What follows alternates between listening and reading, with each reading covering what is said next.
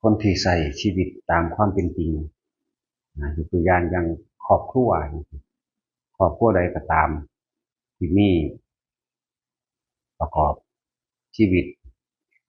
โดยธรรมโดยความจริงมีทัศนคติหรือมีศรัทธาเสมอกันมีศรัทธาเสมอกันคือมีความเห็นเสมอกันเห็นแบบใดแต่ช่างคอยไปตามกันทั้งเบิดโดยธรรมบัดอันนี้เอาครอบครัวโดยธรรมก่อนมีความหักมีความห่วงมีความเป็นใยซึ่งกันและกันและครอบครัวนี่ที่ใช้ชีวิตที่อยู่ตามหลักของความเป็นจริงเกิดยังขึ้นกระช่างพวกนี้สิบ่เสียใจถึงขั้นว่ากันบ่ได้คมบ่ได้เพราะว่าเขามีความจริงในชีวิตในการดำเนินชีวิตคืออนิจจังทุกข์อนัตตานี่คือการประกอบชีวิตที่นั้นมีครอบครัวเหตุจังใดๆตะกี้อาจจะไม่รู้บัดนี้มันรู้แล้วมีครอบครัวแล้วมีความผูกพันกันแล้วมีความรักความห่วงความเป็นใยกันแล้วแต่ว่าอย่าลืมว่าถ้านำธรรมะความจริงของชีวิตเข้าไปบริหารในครอบครัวนั้นครอบครัวนั้นก็อยู่เด่นอยู่เย็นเป็นสุขบ่ค่อยมีเรื่องเดือดร้อนมีเครื่องคมใจคมอารมณ์คมความรู้สึก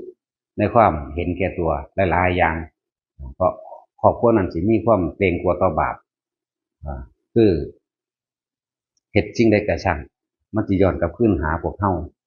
และแม้นสิว่ามีการตายจากกันครอบครัวนั้นสิบ่เสียใจขนาดสิบ่เสียใจอาลัยอาวรณ์ถึงขั้นว่าข่มตัวเองบ่ได้เพราะว่าเขามีความจริงของชีวิตในการใส่ดำเนินชีวิตก็คืออนิจจังทุกสิ่งทุกอย่างหาความเป็นแท้แน่นอนบ่ได้ถ้าเขาไปยึดมั่นผูกพัน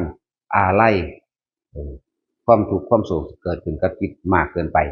จังซี่เขาก็สิถอนตัวออกมาเพราะว่าเห็นทุกสิ่งทุกอย่างเกิดขึ้นล้วนแล้วแต่ไหลเข้าสู่ความแตกดับบ่มีสิ่งใดที่ยั่งยืนบ่มีสิ่งใดที่คงทนถาวรสุดท้ายแล้วก็ต้องแตกดับตายเป็นธรรมดาครอบครัวนี้ก็สิอยู่เย็นเป็นสุขก็คือว่า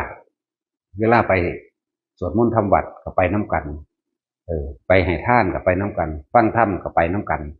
แม้นว่าบ่ไปน้ำกันก็บ่ขัดขวางกันและผู้ผัวไปมาบอกให้เมียฟังผู้เมียไปมาบอกให้ผัวฟังและครอบครัวนี้ซึมซาบสู่ลูกเต่าและหลานของเจ้าของเองนั่นแหละ เขาก็รู้ว่าเขาก็เข้าใจว่าทุกคนนั้นว่าจากกันเป็นก็ต้องจากกันตายนี่คือสัจธรรมเขาก็เลยมีเครื่องอยู่ของเขาเองอยู่ด้วยว่าอยู่ด้วยอนิจจังอยู่ด้วยอนัตตาถูกยังบ่ได้บีบให้เขาเหตุไปในต่างๆนานาในทางที่ผิดทำลายผู้อื่นและทำลายตนเองเนี่ยทำลายผู้อื่นก็ช่างคือการทำลายตัวเองนี่คือครอบครัวที่มีศรัทธาเสมอกันความรักความห่วงใยความอะไรอย่างต่างๆมีเหมือนกันแต่ว่ามีหม่องว่างใจครอบครัวนี่สิมีหม่องว่างใจเป็นธรรมดาแต่ว่าป่วยเนี่ยเขาสิเตือนกันเลยแต่ว่าผัวป่วยหรือเมียป่วยเขาสิเตือนกันเลยการเกิดเป็นทุกข์นั้นบ้าเขาสิคุยกันเลยการเกิดเป็นทุกข์ความเจ็บไข้ความบ่สบายเป็นทุกข์นั้นบ้าเนี่ยเขาสิเห็นความเป็นอนิจจังความเห็นความเป็นทุกข์ในร่างกายของเจ้าของเองเขาสิบ่โอดโอยเขาสิบ่โวยวายฟูมฝ่ายโทษคุณโทษพี่นี่คือครอบครัวที่ถือเอาพระรัตนตรัยเป็นที่พึ่งถือเอาธรรมะพุทธเจ้ามาเป็นที่พึ่งพึ่งตนเองแล้วก็พึ่งธรรมคือความจริงพึ่งตนพึ่งความจริงพวกนี้ดำเนินชีวิตด้วยความบ่ค่อยผิดพลาดพวกนี้สิเร็วนั้นการได้รู้ธรรมเห็นธรรมก็จะเป็นไปโดยเสมอกันนั้นจากกันเป็นหรือจากกันตายคนพวกนี้สิบ่มีความถูกระทมบ่ลำพึงลำพันบ่โศกปริเทวทุกข์คือบ่อาไล่อาวรณ์คิดไปต่างๆนานาสารพัดหาเหตุผลแบบโลกเข้ามาประกอบในความเป็นอยู่ของเขาเด้เขาจะเอาเหตุผลของธรรมเลยเหตุผลของความจริงเลยทุกสิ่งทุกอย่างมีความเกิดธรรมดาดับเป็นธรรมดาแต่เฮาได้ยินได้ฟังมาแล้วความเกิดเป็นทุกข์แก่เป็นทุกข์ความเจ็บไข้ไม่สบายเป็นทุกข์เนี่ยเขาก็เลยอยู่แบบวิธีว่างใจนี่แหละเอิ้นว่าพึ่งตนพึ่งธรรมพึ่งความจริงนะนั้นสิมีการตายจากกันก็เพราะโศกเศร้าอาลัยเป็นธรรมดาเพราะมันเข้าใจความจริงของธรรมะนั่นเองคือชีวิตเจ้าของเองนั่นแหละความจริงหลายๆอย่าง ในการความจริงทั้งตาทั้งหูทั้งจมูกลิ้นกายรูปรสกลิ่นเสียงสัมผัสและอารมณ์เกิดบ่ได้พวกนี้สิมีเครื่องคมมีเครื่องอยู่อาจจะเสียใจบึบไปอยู่เพราะว่านึกถึงความจริงปั๊บรีบกลับมาอยู่กับตนเองนี่คือครอบครัวที่มีศรัทธาเสมอกันศีลเสมอกันปัญญาเสมอกันจังว่าพวกนี้ที่บ่คอยขัดบ่คอยแย่งบ่คอยผิดเพี้ยงกันดอกแต่ว่าครอบครัวใดก็ช่างมีความรักเสมอกันแต่ว่าครอบครัวที่ว่ามีความรักเสมอกันเป็นห่วงใยเสมอกันแล้วครอบครัวอีกครอบครัวนี้ที่เป็นครอบครัวที่ว่าเวลาเกิดหยังขึ้นก็ช่างเจ็บปวดป่วยก็ช่างมักสิโทษคุณโทษพี่ครอบครัวนี่และความเห็นสิแก่ตัวที่มากที่หนึ่งเมื่อมีการพลัดพรากจากสิ่งที่รักครอบครัวนี้สิขมขื่นสิโศกเศร้าสิคิดถึงหลายๆอย่างในการที่สิว่าโทษสิ่งอื่นบ่ได้เห็นความจริงโดยสัจธรรมสิโทษว่าเป็นน้ำผู้นั้นเป็นน้ำผู้นี้เป็นน้ำผีน้ำสางดินฟ้าอากาศเป็นน้ำมีแต่โทษอันอื่นบ่มองเข้าถึงความจริงหลักธรรมเวลาจากกันเป็นก็โศกเศร้าถึงกันได้คนพวกนี้แต่งเรื่องเล่าจังสั่นจังสี่เลยลักษณะเวลาตายนี่เหงาเศร้าซึมเบิดอะไรตายอยากเป็นลักษณะนี้คือครอบครัวที่มีธรรมกับบ่มีธรรมมันเสมอมันสิต่างกันได้บ่ได้คือกันเด้อจังหวะธรรมะจึงมีคุณค่ามากที่สุดในชีวิตของทุกคนถ้าผู้ใดเห็นค่าธรรมะก็คือเห็นค่าของตนผู้ใดบ่เห็นค่าธรรมะก็คือความเห็นแก่ตนนี่มันคนละอย่างกันอยู่เห็นบ่ล่ะแล้วครอบครัวที่ลักษณะนี้มักสิรังแกข่มเหงมักสิเอาเปรียบนะหากินอยู่เฉพาะตนนั่นแหละมีก็บ่ค่อยแบ่งปันแม้นแบ่งปันก็แบ่งปันในลักษณะเหตุเพื่อผลประโยชน์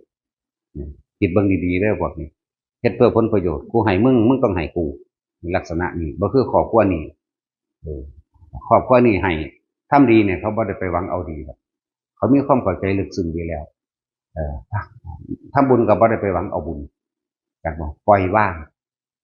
นั่นแหละมันสิต่างกันเด้พวกนี้คำว่าทำดีของเขาคือทำสิ่งหนึ่งเพื่อแลกสิ่งหนึ่งแค่นั้นเองทำเพื่อผลประโยชน์แต่ว่ามีผลประโยชน์จะไม่ทำผลประโยชน์ในความเห็นแก่ตัวครอบครัวนี้สิบ่เห็นแก่ตัวเห็นแล้วไปมีหยังแบ่งปันไปแล้วก็บ่ได้มีความหวังว่าสิได้สิ่งใดสิ่งหนึ่งขึ้นมีความต่างกันเห็นบ่พอเข้ามาคิดเบื้องโดดคนเฮาบ่จากกันเป็นก็จากกันตายเจ้าจะจากกันทั้งที่เกลียดก็ช่างจากกันที่ทั้งที่รักก็ช่างสองสิ่งนี้นำพาไปเกิดทุกข์เบิดจากกันทั้งที่รักอยู่ห่วงหาอะไรลำพึงลำพันอาวรณ์โศกเศร้าบ่ว่าสิจากเป็นจากตายก็ช่างคนพวกนี้ความทุกข์บีบคั้นให้ดิ้นรนไปหากันซั่นบัดนี้จากกันตายมันคือโลกนี่เบิดความหมายนี่เด้พวกจากกันตายบัดนี้ซึมไปนี่พวกนี้จากเป็นจากอะไรช่างเขาจะเข้าใจเขามีที่ว่างใจของเขาเป็นธรรมดาการพบคือการเริ่มจากการเกิดคือการเริ่มตายความเกิดมาสิบ่ป่วยบ่ปวดบ่มีเนี่ยเขาสิเข้าใจพวกนี้บ่ได้พวกนี้แลนดิ้นตัวว่าป่วยดิ้นรนหาหม่องรักษาหม่องใดบ่ดีก็จมด่าเขาอยากเศร้าเดี๋ยวนี้เขาเลยเกิดกลายเป็นอารมณ์ร้อนกว่ากันพวกเฮาเพิ่งสั่งว่านไว้แต่ละคนนั่นน่ะจากกันทั้งที่รักก็ช่างเป็นทุกข์คือเก่าเพราะว่าหยังไม่เห็นความจริงสัจธรรมอนิจจังอนัตตา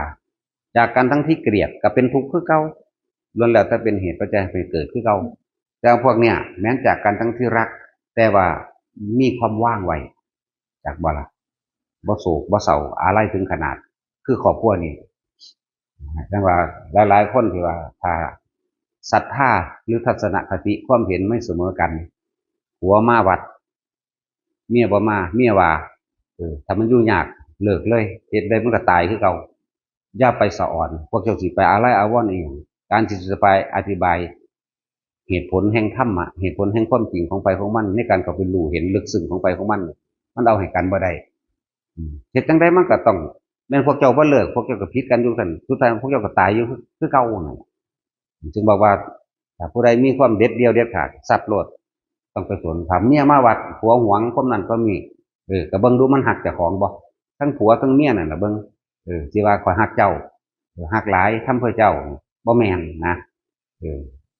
แต่ถ้ามันต้องยอมรับได้ทุกอย่างไหมยอมรับได้ว่าเขาเป็นแบบนี้ยอมไป แม่แต่เอาผัวใหม่พุ่นก็ย่อมให้มันตัวแต่ว่าหักไหม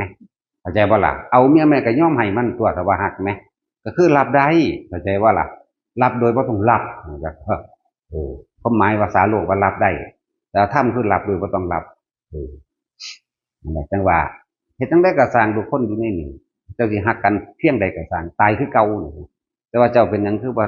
ตายก่อนตายมันเป็นนี่นะเห็นอนิจจังเห็นอนัตตาทุกข์มันสิมาจากไสถ้ามันเห็นตัวนี้แล้วมันรองรับภาวะความสิเป็นไปในภายภาคหน้าเพราะสิ่งใดสิ่งหนึ่งเกิดธรรมดาสิ่งหนึ่งดับธรรมดาเป็นจังซั่นคือเขาว่าศาสนาเสื่อมเพราะนั่นเพราะนี่มันบ่ได้เสื่อมเพราะนั่นเพราะนี่หรอกเสื่อมเพราะมันเกิดบอกมามันขาดโลดสิ่งใดสิ่งหนึ่งเกิดเป็นธรรมดาสิ่งหนึ่งก็ดับธรรมดาศาสนาพุทธเสื่อมเพราะว่าเสื่อมเพราะว่ามันเกิดเท่านั้นแหละจักว่าล่ะศาสนาใดมันก็เสื่อมคือกันโตสิว่าจังตะพุทธเนาะว่าซั่นฟังบ่เข้าใจบ่เพิ่นแสดงอยู่สิ่งใดสิ่งหนึ่งเกิดเป็นธรรมดาสิ่งดับเป็นธรรมดาพุทธศาสนาเกิดขึ้นมาแล้วมีครูผู้หนึ่งนำความจริงออกมาเว้าสุดท้ายมาแล้วมันก็ต้องดับไปเพราะว่าบ่มีผู้เฮ็ดนำแน่ก็เพราะว่ามันเกิดมันเลยดับศาสนาใดเกิดศาสนานั้นมันก็ดับคือกันสิว่าอีหยังอันนั้นมันเป็นเรื่องไกลมันเป็นเรื่องไกลอันเกี่ยวกับว่าศาสนาเกิดศาสนาดับเรื่องโลกเกิดโลกดับก็คือกันก็เป็นเรื่องไกลนะมันยันทุเลมันเป็นเรื่องที่ไกลอยู่แต่พวกเขามองไปเห็นแต่ว่าพวกเขามองเห็นเขาเห็นเห็นยังเขาก็เห็นในนี่แหละในทัศนคติในปัญญาของเขานั่นแหละเขาก็เห็นโลกนี้เดินทางเขาสู่ความแตกดับภาษายังชีวิตพวกเขาสั้นๆเนาะถ้าสิมายืดอีหยังกับโลกน้อยๆอันนี้เนาะต้องพวกเจ้าขึ้นไปอยู่สู่ห่วงแห่งอวกาศบ้างดูในจักรภพอันนี้เนี่ยโลกจักอยู่ใสเลยเนาะก็ดีจอมต้อมเขามาหาโลกนี่ดูผู้ยุใสของโลกเห็นไหมแต่ว่าห่วงอีหยังกับของพอสมีอารมณ์นะเปลี่ยนหน้าดีๆคนเฮาเป็นทุกข์เป็นทุกข์อย่างก็เพราะว่าอารมณ์ความรู้สึกในความพอใจตัวเดียวนั่นแหละถ้าว่าความพอใจตัวเดียวนี่ที่หามาตั้งเบิดพ่อเราบอกความบ่พอใจมันพ่อคักเราบอกแต่ว่าได้สิ่งนี้มาแล้วพอใจละกูเลยแล้วกูสิพ่ออีกกูบ่หาอีกมีอยู่บ่มีนะเนาะได้อันนี้แล้วก็อยากได้อันนี้อยู่คือเก่านั่นแหละถามเบิ่งความพอใจมันอยู่หม่องใดมันมีอยู่บ่นั่นแหละแต่ว่าได้สิ่งนี้แล้วกูสิพ่อเลยกูสิบ่เอาหยังอีกเอาเบิดทุกคนอยู่ในนี่บ่มีดอกนั่นแหละถ้าบ่เห็นต้นเหตุของมันต้นเหตุของมันคือหยังความคิดเฮาพี่ความคิดความอยากความใดความเป็นพี่เด้อยากได้แล้วก็อยากเป็นเนาะได้มาดังใจแล้วพอใจแล้วก็บ่เห็นว่าสิพ่อแค่นั้นนะเป็นอีหยังมากก็สร้างบ่อนไผก็ดีเมื่อเป็นไปแล้วก็ยังอยากเป็นปล่อยปานนั้นไปอีกอยู่เด้เนี่ยถึงบอกว่าหาเบิ่งเด้อนั่นแหละแต่เฮาเห็นความลึกของตัวเฮาเองนั่นแหละความยินดีพอใจตัวนั้นราคะพอใจในรูปในรสในกลิ่นในเสียงสัมผัสอารมณ์ความรู้สึกนี่ความรู้สึกพอใจแต่เฮาเห็นทุกสิ่งทุกอย่างบ่เที่ยงแท้แน่นอนบ่ที่รั้งยั่งยืนมันก็เห็นความดึกของมันมันก็เป็นของมันจังสั่นเฮาก็ปล่อยเฮาก็ว่างของมันเองดอกและจะตายจากกันด้วยความรักหรือจะตายจากกันด้วยความเกลียดมีค่าเสมอกันเพราะไปเกิดด้วยกันทุกเสมอกันจากว่าล่ะแล้วครอบครัวที่มีธรรมตายจากพวกนี้จะบ่ค่อยเกลียดกันหรอกเพราะว่าเข้าใจความจริงอนิจจังอนัตตานี่คือความจริงของโลกคือความจริงของโลกคือสิ่งใดเกิดสิ่งนั้นดับอนิจจังทุกขังอนัตตานี่คือความจริงของโลกเขาบอกเรื่องธรรมะบัดนี้ต่างประเทศหรือประเทศใดก็ช่างศาสนาใดก็ช่างบ่เลือกศาสนาเกิดตายคือกันเจ็บปวดป่วยคือกันถ้ามีความเห็นแก่ตัวก็เห็นแก่ตัวแบบเดียวกันแล้วครอบครัวที่มีธรรมะเขาเห็นความจริงเขาเห็นที่สุดของชีวิตที่สุดของโลกสิ่งใดสิ่งหนึ่งเกิดสิ่งนั้นดับเนี่ยเขาว่างใจแก่แล้วเขาเรียกบริทุกข์มันบอกตายทั้งที่รักแต่ความรักของเขานั้นมันต่างจากรักของปุถุชนคนทั่วไปมันต่างจากรักแบบโลกความรักของโลกหวงเอาไว้เพื่อสนองตัณหาตนบ่แม่นความรักแท้บ่แม่นความรักจริงแต่ความรักโดยธรรมบ่ได้หวงเอาไว้เพื่อสนองตัณหาตนจริงคือประคองกันไปในทางที่มันถูกมันต้องประคองกันไปในสัมมาทิฏฐิประคองกันไปเพื่อจะให้เห็นอนิจจังอนัตตาประคองกันไปแบบนี้เวลาแม้นสิตายกันจังเขาสิเตือนกันเลย เจ้าท่านคำพุทธเจ้ามามากแล้วเจ้าอย่าหวันไหวเด้อแม้นผู้สิตายก็อย่างเจ้าบ่ต้องห่วงใครดอกให้เจ้าห่วงเจ้าเองเนี่ยเขาเตรียมตัวตายเข้าใจบ่ตั้งแต่เขาบ่ทันได้ป่วยพุ่นล่ะเขาเตรียมไว้แล้วเออผู้ผัวผู้เมียไปบอกตั้งใจเด้อตั้งใจเด้อนี่ตั้งใจตายเคยเห็นแล้วเด้ครอบครัวแบบนี้ก็เลยเจ้าบ่ต้องห่วงใครดอกเจ้าห่วงตัวเจ้าเด้อเนี่ยคอยเตรียมตัวนานแล้วมันบ่ธรรมดาเด้นั่นแหละเขากลับเข้ามาอยู่กับลมหายใจของเขาจนสิ้นใจสุดท้ายมันแปลกอยู่ได้เนี่ยแต่พวกน้ำหนองน้ำหูน้ำตาขี้มูกไหลออกเป็นน้ำเหลืองบ่มีคนพวกนี้ผิวพรรณผ่องใสตายลักษณะอมยิ้มพร้อมเด้มันแปลกเลยผู้ผัวก็อมยิ้มผู้เมียผู้ตายก็อมยิ้มเหมือนกันมันแปลกบ่ล่ะนี่ผู้ยั่งนี่ก็ยิ้มคือว่าคือมันสบายใจเพราะว่ายังสบายใจเพราะว่าเพิ่นไปดีแล้วมีตั้งหากนี่มันต่างกันเด้อนั่นแหละจึงบอกว่าแต่ละคนยังกระชังบ่มีสิ่งใดใดดังใจในโลกอันนี้เด้อถ้าพวกเจ้าเห็นความลึกเข้าไปในความเป็นอนิจจังในความเป็นอนัตตาของทุกที่สรรพสัตว์ทั้งหลายไหลเข้ามาหาสู่ตัวเองทุกคนเกิดมาตายทั้งหมดเลยที่พวกว่าตายเวียนไปเวียนมาอยู่หันนั่นนะหมายถึงว่าบ่ตายจากกิเลสบ่ตายจากความเห็นบ่ตายจากความคิดบ่ตายจากความเห็นแก่ตัวมันก็เวียนว่ายไปเกิดตายแล้วลงอาจจะไปรับบทหนักสิ่งที่ตัวเองทำไว้ในมหาเวทีแล้วก็ไหลขึ้นมาสู่ทางเดรัจฉานจากเดรัจฉานลงไปนรกอีกเนี่ยมันเป็นทั้งสี่เลยนั่นแหละว่าถ้าหากกันนะขอให้หักกันโดยธรรมมีความปรารถนาหวังดีซึ่งกันและกันเพียงคำว่ารักโดยความเห็นแก่ตัวคำว่ารักของคนทั้งโลกที่พอเข้าใจในธรรมะเนี่ยคือยึดเขาเอาไว้เพื่อสนองตัณหาแห่งตนบริคือธรรมะของพระพุทธเจ้าเลยบริยึดไผ่บริบังคับไผ่เจ้าต้องไหลเข้าไปสู่การเห็นถ้าผู้นึงเพียงพร่ำผู้นึงกระตักเตือนมีต่างหากเอื่นว่าความรักความห่วงตัวนี้เรียกเป็นเมตตาเนี่ยเมตตากรุณามุทิตาและสิ่งสุดท้ายที่พระเจ้ามีภายในคืออุเบกขามันเกินลั่งเลยป่วยกับพากันไปหาหมออยู่ได้ล่ะเอาครอบครัวธรรมะป่วยพากันไปหาหมออยู่นั่นนี่คอยเพื่อสิบ่เศร้าเราล่ะตาย่ายก็คุยกันนะว่าเป็นยังดอกมันสุดกำลังแล้วเขาเตรียมตัวพ่อให้แล้วเนี่ยเขาก็กลับมาอยู่บ้านเขามาเบิ่งดูแลกันไปนะดูแลไปตายนั่นยังก็ดีพวกนั้นก็ดูแลไปตายคือกันพอครอบครัวที่สนองตัณหาตัวเองเข้าใจว่าล่ะดูแลไปตายแต่ว่าในความตายนี่พวกนี้โศกเศร้าอะไรเด้ตายด้วยรักแต่เวลาโอ้ยลำพึงลำพันนั่งซึมนั่งห้องนั่งไห้เฮ็ดยังคือโลงไล่ความหมายนั้นลูกเต่าเล่าหลานหรือผู้อื่นลุงป่าเอาเบิดความหมายหรือว่าคนที่เจ้าของหักแพงไว้สนองตัณหาตนนี้ตายเนี่ยโอ้ยโศกลำพึงเห็นยังกระซังเป็นนั่งอยู่เถียงหน้าเคยอยู่น้ำกันกับไห้ห้องขึ้นภาพนึกคิดจินตนาการเกิดขึ้นมากมายธรรมดาย่างไปน้ำทางกันเคยไปฟังหมอลำน้ำกันเคยไปนั่นไปนี่น้ำกันให้ไปน้ำถนนหนทางเลยตายตอนนั้นมันก็ไปนรกเลยได้อันพวกจังสีเข้าใจว่าล่ะบ่คือครอบครัวที่มันมีธรรมะเด้เตือนกันเด้เจ้าเตรียมตัวดีแล้วบ่เด้เจ้าบ่ต้องห่วงไผเด้อผู้สิตายก็บอกเจ้าห่วงเจ้าเด้อเจ้ายังมีชีวิตอยู่จะผิดจะพลาดเด้อปล่อยถึงวาระแล้วนี่มันต่างกันเด้จังซั่นแหละเขาจึงบ่มีทุกข์อีหยังมากมีแต่ทุกข์กายเท่านั้นแหละนี่แหละที่ว่ามันเป็นหยังคือความต่างมันบอกว่าถ้าศรัทธาหรือทัศนคติความเห็นบ่เสมอกันมันผิดมันแย้งมันขัดกันมันสิมาทำลายส่วนร่วมมันสิมาทำลายบุคคลที่มีคุณค่าคนที่นำธรรมะของพระพุทธเจ้าคือออกมาแสดงนั่นผู้เห็นธรรมถึงธรรมแล้วออกมาแสดงผู้นั้นที่มีคุณค่าแต่ว่าคนเห็นแก่ตัวมันขาหอดพระอรหันต์ก็ได้เด้ธรรมดาเด้และให้เห็นค่าตัวนี้ซะมันมีผู้ใดมาเสียสละเพื่อโลกได้คือนั่นเด้พวกเขาว่าได้เป็นเสียสละเด้ครอบครัวจังซั่นคนพวกนั้นบ่ได้เสียสละดอกกูฆ่าพระก็ได้กูเผาวัดก็ได้กูฆ่าคนทั้งเบิดก็ได้เพื่อสนองตัณหากูเฮ็ดได้ทั้งนั้นนี่แหละมันต่างกันพวกนี้สละตัวเองได้เพื่อผู้อื่นเด้และยิ่งสละความเห็นแก่ตัวจากบ่เห็นแก่ตัว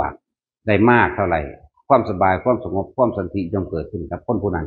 พวกนี้ยิ่งได้ดังใจยิ่งเห็นแก่ตัวมากเท่าไหร่ทุกข์ยิ่งท่วมท้นมากเท่านั้นนี่มันต่างกันเด้อจึงบอกว่าความสุขกับความสุขบ่ได้เกี่ยวกับฐานะ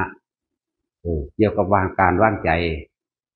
นั่นคนทุกคนยากคนอีสานบ้านเฮานั่นน่ะแต่ละคนอย่าไปน้อยใจพวกเจ้าถือว่าเป็นบุญวาสนาอย่างไงเด้อที่ได้เกิดในภาคอีสานจักว่าล่ะมีแต่แหล่งอริยะเจ้าเลยหลายเด้จักว่าล่ะไปทางใดมาแตาไสไม่ใหญ่พอใหญ่อะลุงป้าอากินข้าวเด้อเนี่ยพวกเจ้าไปเบิ่งทางภาคกลางดูเปิดประตูใส่กันมีแต่สิจ้องมึงหลับของกูบ่มึงเบิ่งเมียกูบ่วะมึงเบิ่งผัวกูบ่วะมึงจะเอาหยังกูบ่วะเอิ้นกันกินข้าวอยู่บ่ต่อหน้ากันนี่มันสิมีอยู่บ่จังซั่นแหละมันต่างกันเด้ของเฮายังมีพื้นฐานมาแต่ไสน้อเด้เซาเมื่อยกินน้ำก่อนยังมีเด้นั่นว่าล่ะไปเบิ่งโลดภาคอื่นๆคือเฮานี่แต่ถึงบอกว่าอย่าน้อยใจเกิดในทะเลแห่งบุญพระแห้งแล้วรีบค้นขวายเอาปัญญาเอาสติเอาหาตัวเองฟังทำให้บ่อยฟังทำให้มากมันจะเห็นดอกเห็นความจริงอริยสัจสี่อริยสัจสี่แล้วก็จะไปเห็น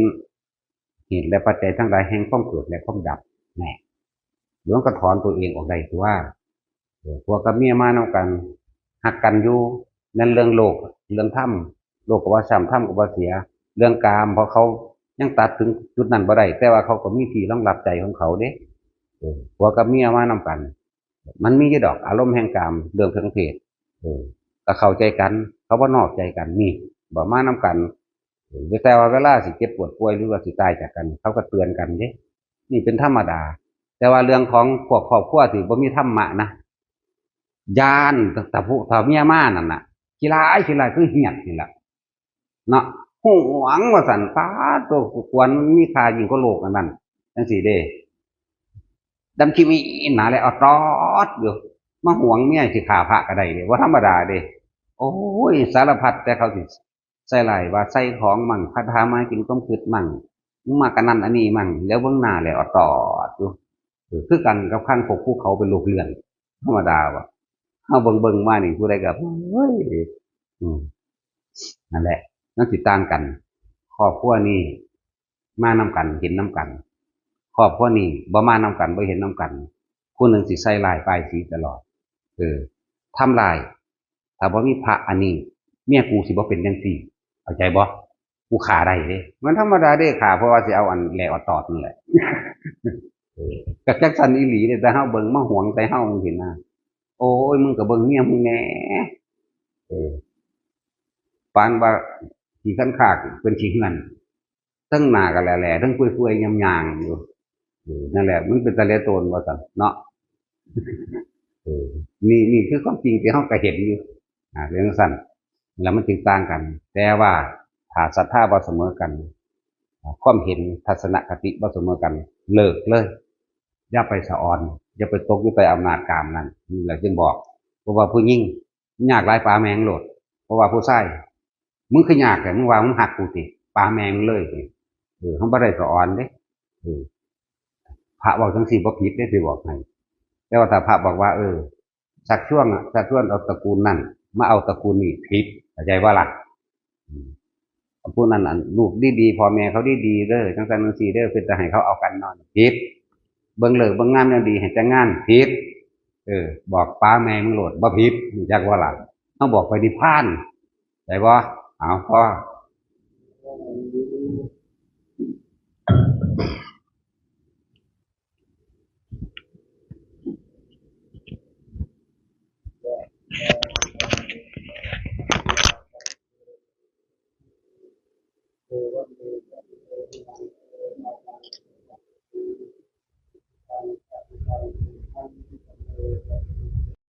หลายคนที่ถามเข้ามาอยากให้เฮาแสดงความคิดเห็น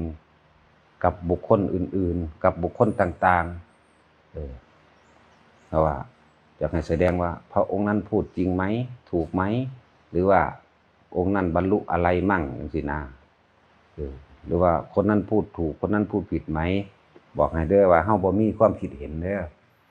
บ่มีทิฏฐิแล้วก็บ่ยังลงในทิฏฐิคือบ่ยึดมั่นถือมั่นในความเห็นบ่ยืนยันบ่ตัดสินไผผิดไผถูกแล้วก็บ่วิจัยวิจารณ์บุคคลผู้อื่นพร้อมแม้แต่การแสดงธรรมที่เฮาแสดงก็คือแสดงออกมาจากประสบการณ์ที่เจ้าของเป็นเองแล้วก็บ่ได้เอาประสบการณ์ที่เจ้าของเป็นเองเขาไปยืนยันตัดสินกับไผ ธรรมนั้นมีอยู่ต่อหน้าก็เลยบอกว่าเฮาบ่ได้ปักลงหรือยึดมั่นถือมั่นในความคิดเห็นว่าคนนั้นผิดคนนี้ถูกบ่มีแบบนั้นเด้อมีแต่การแสดงธรรมของเฮาแสดงนี่ก็เป็นแค่แสดงความเห็นหรือประสบการณ์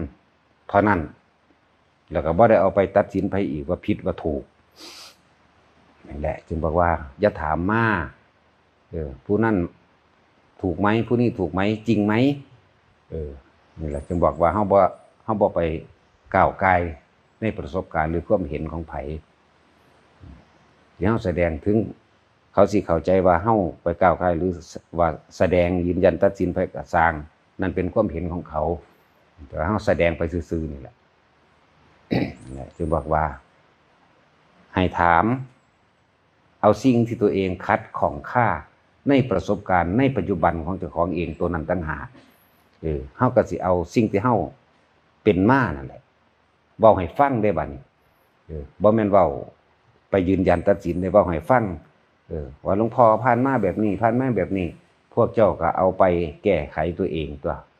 เพราะว่ามันบ่ได้คือกันแล้วก็ภาษาแห่งความรู้สึกนี่เป็นภาษาที่สื่อสารยากอยู่เด้ธรรมะแท้จริงนั่นมันบ่ได้มีภาษาแต่ว่ามันเป็นความรู้สึกที่ออกมาแสดงภาษาแทนความรู้สึกต่างหากบางคำความรู้สึกเดียวกันแต่ว่าอาจจะใส่คนละความหมายในภาษาพูดภาษาเขียนหรือว่าคนที่อยากถามให้เฮาแสดงความคิดเห็นกับบุคคลอื่นว่าผิดว่าถูกบ่แสดงเด้อเฮาบ่ไปก้าวไกลนะแล้วก็บ่ได้มีความเห็นพร้อมบ่มีทิฏฐิใดๆทั้งสิ้นในการที่เอาเข้าไปยืนยันตัดสินไผว่าผิดว่าถูกบุคคลผู้นั้นต้องเอาธรรมที่เกิดขึ้นในเฉพาะหน้าปัจจุบันแก้ตัวเองต่างหาก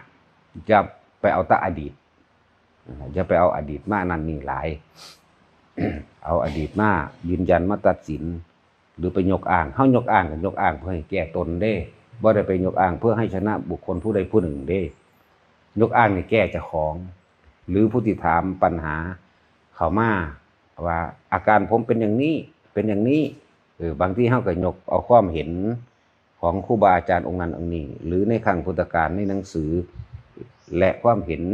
หมายถึงประสบการณ์เจ้าของนี่เด้ไปบอกแต่ว่าบ่ได้แม่นว่าให้เฮ็ดแบบนั้นเฮ็ดแบบนั้นเด้คนที่ฟังนั่นน่ะอ๋อกูเป็นแบบนี้อ๋อกูเป็นแบบนี้คือเพิ่นว่าแบบนั้นก็ดึงเอาสิ่งเหล่านั้นมาแก้ตัวเองเด้ไปดึงเอาที่เพิ่นแสดงไว้น่ะมาแก้ตนเองบ่ได้ไปแก้ผู้อื่นบ่ได้ไปเอาความคิดเห็นบ่ได้เอาทิฏฐิคือของตาของทิฏฐุปาทานบ่มีบ่ได้ยึดมั่นถือมั่นในความเห็นต่างๆอย่างอื่นว่าทิฏฐุปาทานบ่มีเมื่อทิฏฐุปาทานบ่มีมานะทิฏฐิมานะแปลว่าใจทิฏฐิแปลว่ายังความคิดเห็นตัดสินไปแล้วผิดถูกไปแล้วในใจนี่ก็บ่มียังบอกว่าธรรมมันเกิดอยู่ตรงหน้าต่างๆที่มันเกิดขึ้น หรือความรู้ต่างๆที่เราได้จดได้จำได้เรียนมาจังซี่มันเป็นอยู่ดังว่าเรือเด้คือเฮาพายเรือข้ามฟากซื่อๆเด้เฮาบ่ได้เอาตัวนั้นเข้าไปยืนยันกับไผนั่นแหละการแสดงธรรมของเฮาเองก็แค่แสดงความคิดเห็นเฮาจึงบ่เอาความคิดเห็นไปตัดสินความคิดเห็นเข้าใจว่าล่ะเรียกว่าบ่มีทิฏฐุปาทานบ่มีศิรพุทธปาทานจากการได้ยินได้ฟังได้รู้ได้เคยกระทำมาก็บ่ได้แปลว่ายึดมั่นถือมั่นเป็นสัญญาเป็นความถือมั่นว่าต้องถูกอย่างนี้ต้องเป็นอย่างนี้ต้องผิดหรือต้องถูกเด้บ่มีแต่แสดงว่าซื่อๆแสดงแล้วบุคคลผู้นั้นเอาไปแก้ตัวเองต่างหากและทิฏฐุปาทานบ่มีศิรพุทธุปาทานบ่มีพี่แต่ยกซื่อๆกามุปาทานความยินดีพอใจในรูปรสกลิ่นเสียงสัมผัสอารมณ์หรือความอร่อยในอันใดหนึ่งที่มันก็เป็นฝังจิตฝังใจกับบ่มีนั่นแหละอัตตาตัวตนเป็นจังใดความรู้สึกในความพอใจและบ่พอใจกับบ่มีแต่สิ่งนี้มีสิ่งนี้บ่มีสิ่งนี้ควรสิ่งนี้บ่ควรมันเกิดอยู่ตรงหน้าเฮาบ่ได้เอาอดีตโดยการยินได้ฟังจดจำมาเฮาบ่ได้เอาอนาคตที่ยังบ่เกิด มาเป็นเรื่องอ้างหรือหยังก็แล้วแต่อ้างเพื่อจังซั่นจังซี่ก็บ่มีแสดงไปเรื่อยผู้ใดติดขัดข้าหม้องใดปึ๊บมันไปตรงกับที่ตัวเองเป็นในขณะนั้นปัจจุบันนั้นก็ดึงปั๊บเข้ามาอ๋อแบบนี้นี่เองก็แก้ที่ตนเองได้บัดนี้แก้ในความรู้สึกของเจ้าของเองเป็นเองเด้นั่นแหละ จึงว่าคนที่ถามเขามาคนนั้นพูดจริงไหมคนนี้พูดถูกไหมจังซี่เฮาบ่มีความเห็นเด้อตัวนี้บ่มีความเห็นบ่แสดงความเห็นบ่มีความเห็นเพราะบ่มีความเห็นจึงบ่แสดงความเห็นเข้าใจว่าล่ะบ่มีความคิดเห็นนี่ก็แสดงของเจ้าของไปเรื่อยๆเท่านั้นเองส่วนมากก็เอาจากประสบการณ์เจ้าของประสบการณ์ผู้อื่นยกเป็นสุภาษิตยกเป็นพุทธวจนะแต่เป็นพุทธเจ้าบางที่ก็เป็นปัจเจกทปาทานเป็นอุปทานเป็นบ่แม่นอุปทานว่าพุทธปาทานปัจเจกพุทธปาทานหรือว่าเถระปาทานจังซี่คือยกคำเว้าของเพิ่นขึ้นมาซื่อๆเพื่อให้เฮาเข้าไปเปรียบไปเทียบในตัวเองปล่อยวางคลายในตัวเองต่างหาก อย่างนั้นสั้นหรือว่าอปาทานพุทธอปาทานเนี่ยปัจเจกอปาทานจังซี่ภิกขุณีอปาทานหรือภิกขุอปาทานอปาทานหมายถึงเขาเจ้าถิ่มอุปทานเบิดแล้วแล้วเขาเจ้าอุทานขึ้นมาอุทานลักษณะนั้นเอามายกขึ้นมาก็บ่ได้ไปยกขึ้นมาว่าเพิ่นสิไปยืนยันตัดสินไผดีแล้วถ้าผู้ใดสิเข้าไปรู้ไปเห็นในตัวเองนำความรู้เป็นธรรมดาเฮาก็ต้องเรียนรู้ถ้าบ่มีการได้ยินได้ฟังจากพระพุทธเจ้าเป็นต้นแรกอยู่แล้วเป็นเผ่าพันธุ์แห่งดวงอาทิตย์อยู่แล้วเฮาก็ต้องอาศัยแสงสว่างไงนั่นบางอย่างเฮาบ่เข้าใจก็อาศัยพระเถระมั่งจังซี่แล้วเฮาสิบ่ไปยืนยันตัดสินยกอ้างผู้นั้นผิดผู้นี้ถูกหรือผู้นั้นเฉพาะบุคคลผู้นั้นจึงจะถูกบ่แม่น นั่นแหละเป็นธรรมดาถึงบอกว่าบ่เอาความคิดเห็นในทิฏฐิในความคิดเห็นของเจ้าของไปตัดสินไผดอกถึงว่าบ่ต้องถามเขามาดอกผู้นั้นเป็นจังไดผู้นี้เป็นจังไดจริงไหมนั่นแหละทั้งว่าในการแสดงอิหยังก็แล้วแต่มันเป็นไปเพื่อความไม่เบียดเบียนทำร้ายให้ผู้ใดผู้หนึ่งเสียชีวิตและทรัพย์สินทั้งนั้นเป็นไปโดยประโยชน์คือสันติเมตตากรุณามุทิตาอุเบกขาซึ่งกันและกันทั้งนั้นเลยบ่ได้เป็นไปเพื่อความเอาชนะเด้ว่าทุกๆคนให้เบิ่งตัวเองเบิ่งความรู้สึกตัวเองเด้โมโหให้ไผพอใจกับไผนี่สองอย่างนี่แหละโกรธเกลียดกับไผ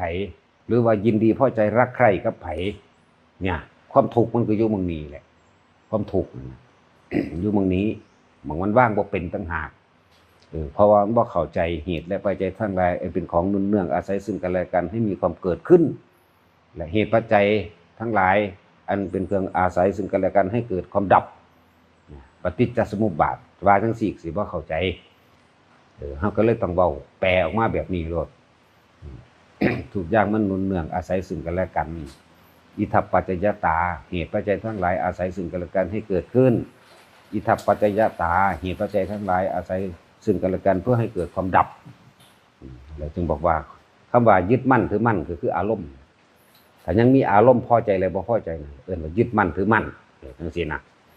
เฮาจึงบอกว่าบ่ยึดมั่นถือมั่นอีหยังจักอย่างทิฏฐุปาทานบ่มีศีลพุทธปาทานก็บ่มีกามุปาทานก็บ่มีแต่บ่มีสิ่งเหล่านี้แล้วความรู้สึกหรือ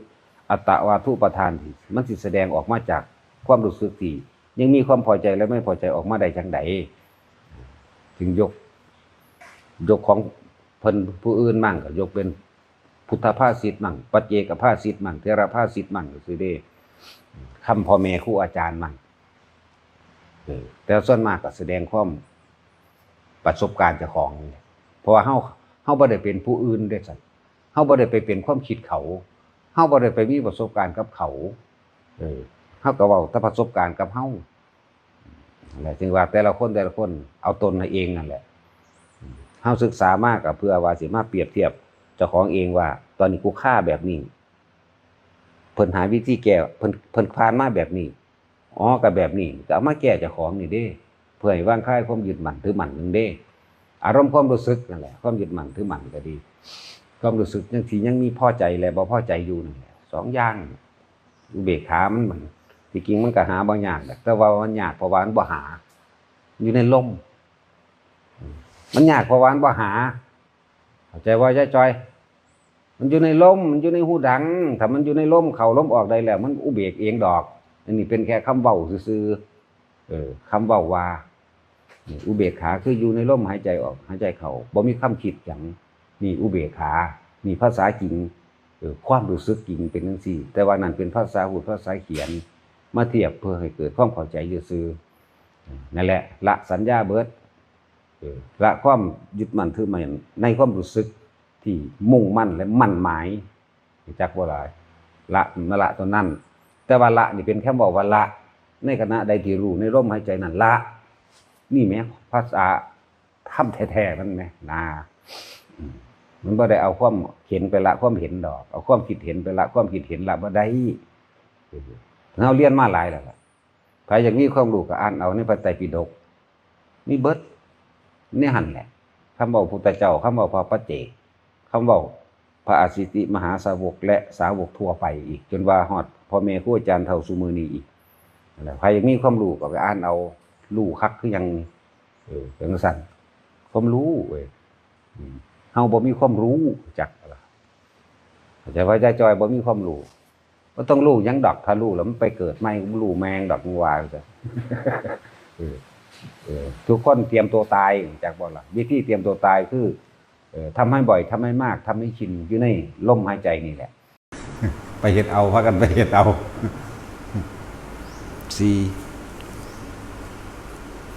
ถ้ากันไปเฮ็ดกุฏิเอาเองมาแล้วซะก่อนมันเด็ดบ่ทัน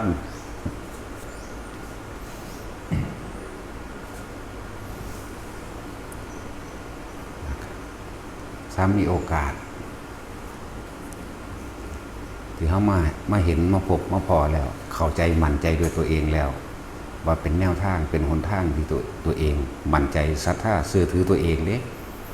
หลวงพ่อนี่เว้าเสมอได้อย่ามาศรัทธาข่อยเด้อไผก็สร้างอย่ามาศรัทธาโดยบุคคล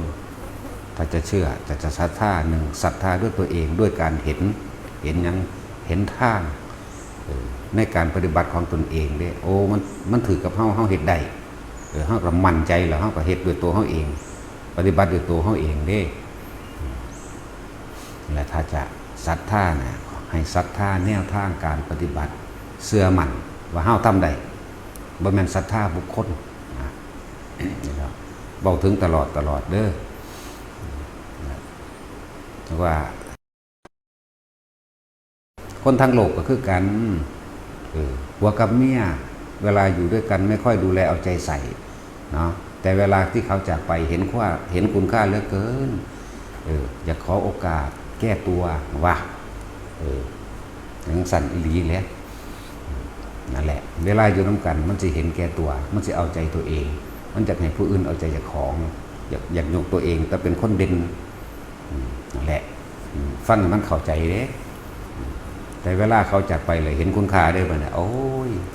ระลึกนึกถึงกูนี่มันเห็นแก่ตัวเรียกว่าเห็นแก่ความคิดของตัวเองเป็นใหญ่เอาแต่ใจอยากให้ผู้อื่นทำตามใจตัวเองเรื่อยบ่เห็นคุณค่าเพียงสั้น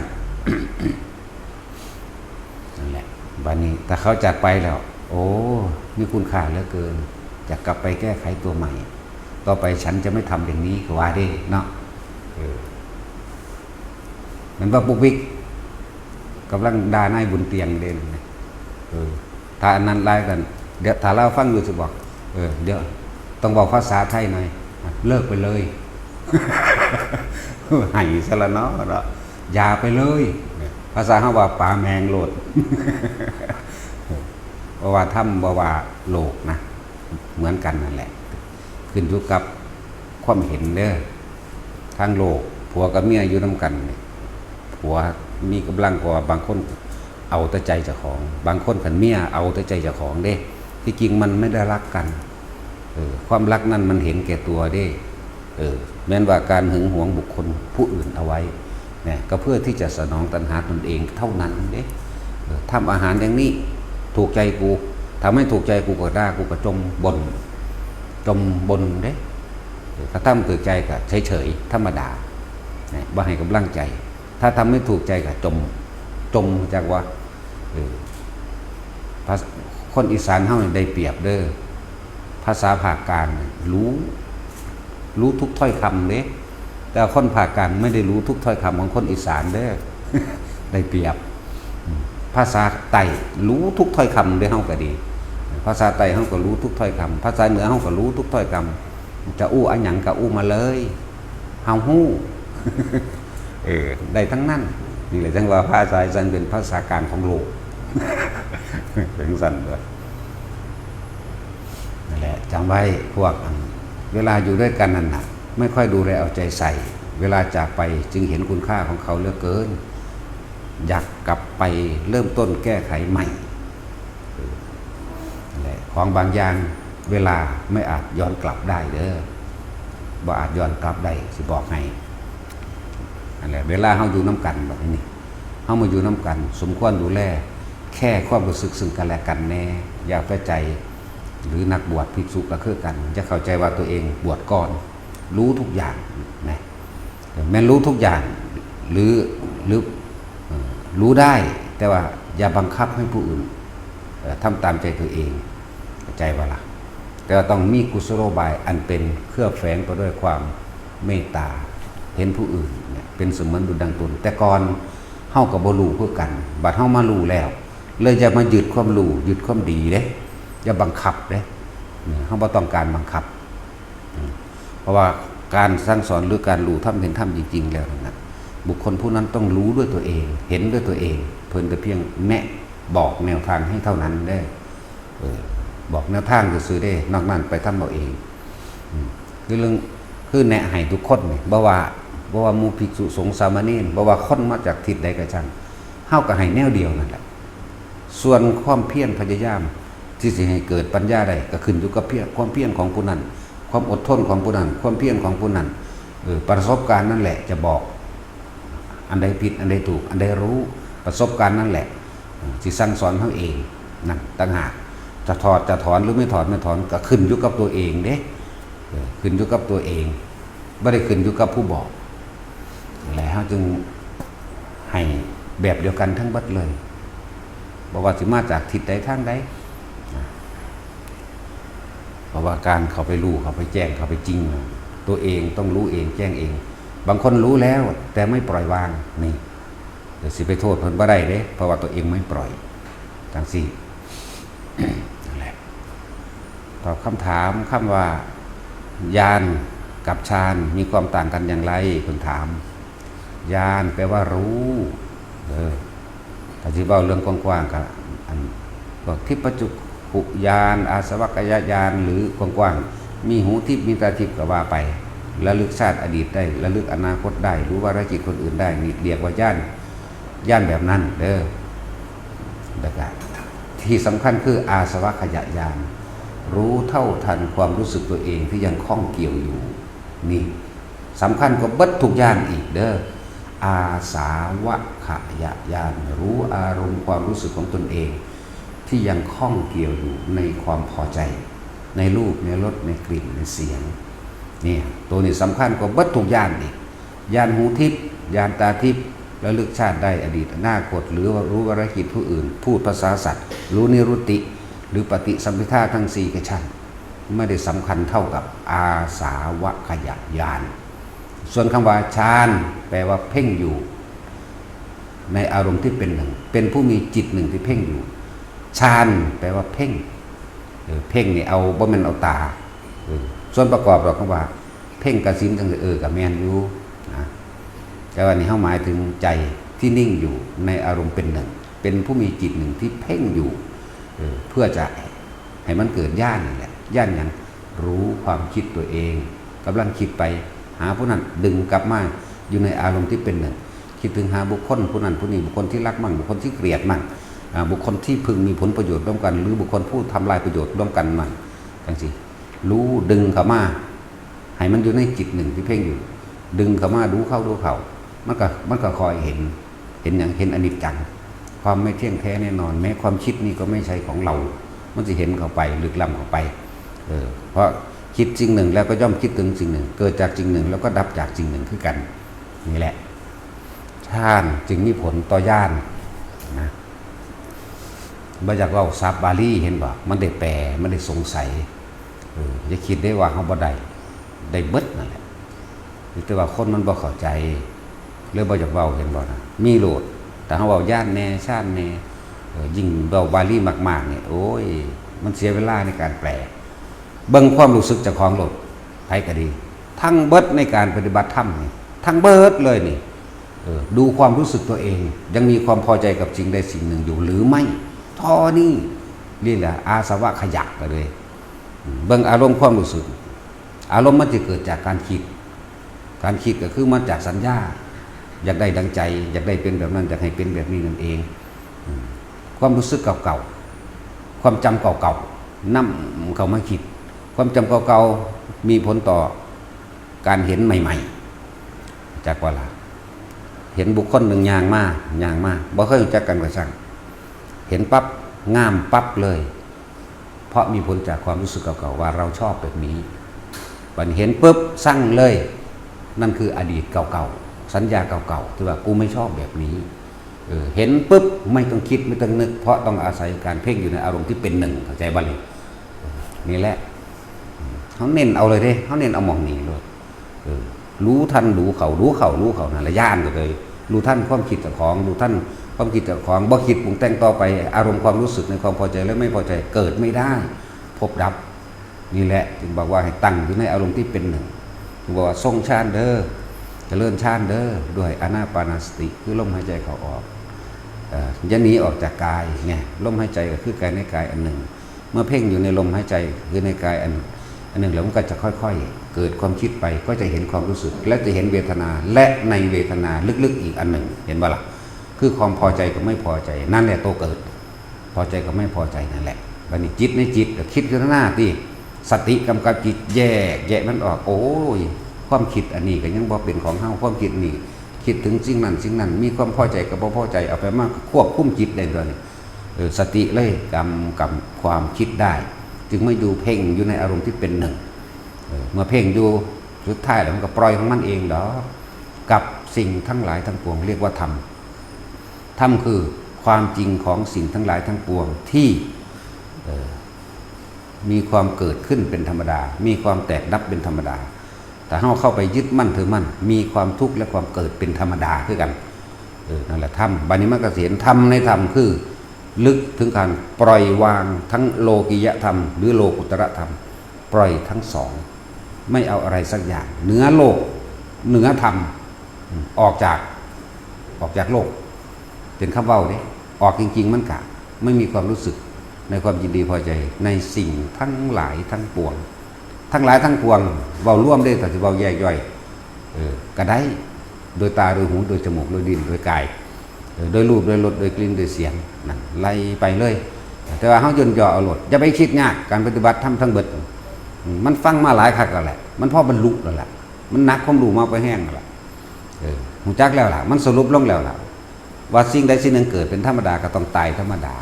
นี่คือภายนอกภายในเฮานี่เด้แต่เฮาเข้าไปยึดมั่นถือมั่นกับสิ่งใดสิ่งหนึ่งเฮาก็ทุกข์เป็นธรรมดาแล้วกูสิยึดมันเฮ็ดหยังกูคือบ่เพ่งอยู่พยายามทำให้ชินกับการอยู่ในอารมณ์ความรู้สึกที่เป็นอุเบกขาเนี่ยพยายามทำอยู่จังสี่เดี๋ยวมันก็คอยชินเข่าปล่อยว่างเองดอกเฮาบ่ได้ว่างมีแต่รู้หยังรู้ท่านความคิดเมื่อมันบ่คิดไปแล้วความรู้สึกมันบ่เกิดความรู้สึกมันบ่เกิดพบมันก็ดับตัวสัญญาเวทิจัตนิโรธมันก็อยู่มั่งนี่นึงเองมันบ่ได้ไปหาไกลดอกนั่นแหละทุกคนจงสร้างเหตุให้สมกับผลเถอะอย่าคิดแต่เอาผลหลาย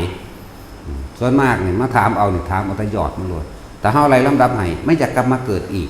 ตั้งแต่ขั้นต้นก็บ่ทันได้อยู่นั่นเห็นบ่ล่ะขั้นปลายยังได้มันสิไปได้ท่านขอนต้นไปตะกอนมันสิคอยไต่ขึ้นไปเองดอกอย่างสั้นเหมือนกับท่านเนี่ยเป็นขั้นต้นทานศีล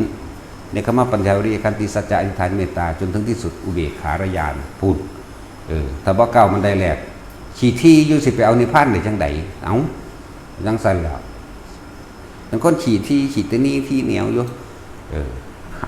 วัฏท่านยังเข้ากับแนมตีนแนมมือเพิ่นสิกินนี่กูบ่นอเพิ่นสิใส่กูบ่นอเพิ่นจะไปเฮ็ดนั่นนี่บ่นอ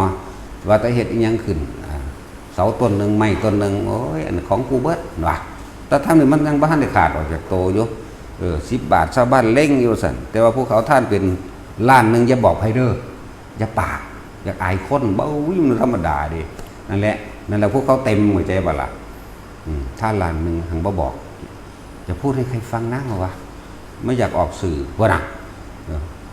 ธรรมดานั่นแหละพวกเขาตัดใจออกจากบ่ล่ะจาคะสละโดยแท้โดยไม่ปรารถนาสิ่งใดเนี่ยที่เว้าอยู่ดูอยู่เด้อเรื่องคำว่าท่านเนี่ยสามารถถึงพระนิพพานได้ทานด้วยไม่หวังผลอย่างให้ร่ำให้รวยเอื้นว่าท่านแลกของหรือทำบุญแลกของนั่นแหละไม่หวังผลในทานไม่มีจิตผูกพันในผลแห่งทานบ่คิดบ่ปรารถนาบ่จักแลกหยังเลยจิตบ่มีที่ตั้งในความอยากได้เข้าใจบ่นี่ท่านขาดปุดไปเลยบ่ต้องเป็นเครื่องประดับจิตบ่ต้องแต่งบริขารจิตนั่นมันยังคิดอยู่จักว่าล่ะขาดไปเลยบ่ต้องคิดปั้วไปโลดฮู้อยู่ตัวว่าเอาไปเฮ็ดประโยชน์แน่ฮู้อยู่ตัวว่าเพิ่นเอาไปเฮ็ดหยังจะสิเก็บกวางไว้เผาหัวมันบอกว่าล่ะมันไม่ได้ว่านั่นเด้นั่นแหละขาดปุดไปโลดบ่ได้หวังผลในทานบ่มีจิตผูกพันในผลแห่งทานเพราะไม่มีความปรารถนาใดๆทั้งสิ้นเมื่อจิตสุดท้ายเขาตายแล้วความคิดความนึกของเขาไม่มี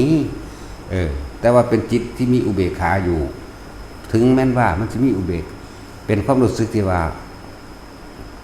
อุเบกขาอยู่นั่นเป็นความรู้สึกที่บ่เอาอย่างอีแล้วกูแต่ว่าก็ยังมีความรู้สึกอันหนึ่งที่คลุ้มอยู่บ่ท่านเขาถึงตัวนั้นกระช่างแต่ว่าเขาตายไปสู่พรหมกายิกาเมื่อเบิดอายุจากพรหมกายิกาย่อมเข้าสู่สุทธาวาสเมื่อเข้าสู่สุทธาวาสแล้วย่อมเข้าสู่ปรินิพพานดับข้างบนเลยเด้เนี่ยพวกนี้เกิดแล้วตายไปลำดับไปเลยนะเลื่อนลำดับไปเกิดจากพรหมขันธ์แรกไปสู่พรหมขันธ์สุทธาวาสนะตายจากสุทธาวาสเข้านิพพานเลยเนี่ยอย่างสั้นเด้นั่นแหละท่านก็ถึงพระนิพพานใดฉะนั้นพวกเฮาถ้าจะพ้นจากทุกข์อย่าไปยึดหยังจักอย่างครับเป็นจังซั่นไม่ใช่หยังแม้การปฏิบัติของเฮาก็บ่หวังแม้กระทั่งความสงบท่านก็บ่อยากได้หยังปฏิบัติก็บ่อยากได้หยังเห็นบ่นี่สงบก็บ่เอาเห็นบ่ล่ะแม้พระนิพพานก็บ่ไปผู้น่ะนี่ทำผู้ดาบ่ขนาดนั้นพุ่นเด้มันก็เห็นอยู่ในนี่แหละถ้าผู้ใดทำจิตหนึ่งให้เพ่งอยู่ในอารมณ์ที่เป็นหนึ่งก็เห็นเองนั่นแหละเห็นก็เห็นเจ้าของนี่แต่ว่าไปเห็นรูปร่างได้พระนิพพานบ่มีรูปร่างมีตัวตนได้บ่แม่นวิมานได้ว่างออกจากความรู้สึกใดๆทั้งปวงพุ่นได้มันก็บอกได้แต่ซ้ำนี่แหละของมันบ่เป็นรูปร่างเลยจังซั่นแหละมันก็บอกได้แต่ซ้ำนี่แหละนอกนั้นเฮ็ดไปผู้ใดถึงแล้วก็รู้เองนั่นละปัจจตังของคนบ่นั้นนั่นแหละเบิ่งเจ้าของเนี่ยเน้นเสมอเว้าประจำเน้นเจ้าของเด้อจะไปเบิ่งผู้อื่นอันใดว่าเป็นเรื่องข้อขาดบาดตายอย่าไปยุ่งกับเขาถอยออกมาการทำความดีคือกันถ้ามันบ่ทำลายเบียดเบียนผู้ใดเสียชีวิตทรัพย์สินทั้งคนและสัตว์เฮ็ดไปเถอะแม้นเขาสิใส่ซื่อให้เฮาว่าจังใดก็ช่างเฮ็ดไปเลยเฮ็ดจนว่ามันเลียนหัวออกคุณผู้มันอิจฉาเข้าใจว่าล่ะเป็นจังซั่น นั่นแหละการทำความดีตัวนี้เฮาก็บ่ได้หวังดีหมายถึงว่าเอาผลแห่งดีเฮ็ดซื่อๆจักว่าเฮ็ดซื่อๆได้นี่เฮ็ดซื่อๆอยู่ผู้ใดสิมาเว้าใส่ให้ว่าจังใดให้มันเว้าโลดให้มันเว้าจนเลียนหัวมันออกใจว่าล่ะเฮามักเป็นจังซี่อยู่จังซั่นแหละเพราะเขาเห็นคุณค่าของเราจักบ่เขาให้คุณค่าเฮาเด้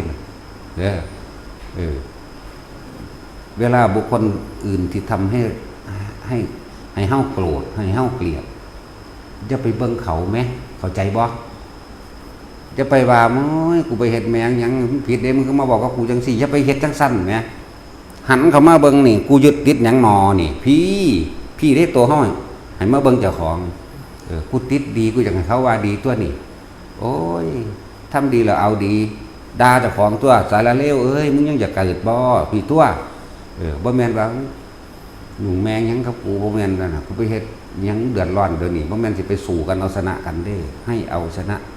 อารมณ์ความรู้สึกของตัวเองที่มีมาแล้วเก่าๆและสัญญาจากเวลาจึงได้กระช่างเถอะถ้ายังคิดถึงอดีตอยู่เกิดทั้งนั้นถ้าบ่สามารถละอดีตได้เกิดทั้งนั้นจักบ่ล่ะสัญญาเวทิตะนิโรธ นึกถึงเรื่องเก่าๆเบิดนั่นแหละที่อยากให้เขาว่าดีคือเรื่องเก่าๆอยากอ้างอยากอวดว่าเจ้าของดีนั่นเองเข้าใจบ่ล่ะนั่นแหละมึงบอกอยู่กับตัวเองมากๆเถอะจะมาทีบ่ต้องมาหาทำดีเอาหน้ากับไผดอกไผสิว่าดีบ่ดีก็สร้างแม่งเป็นหยังเข้าใจบ่ล่ะเฮาง่ายๆนี่เด้เอาพอ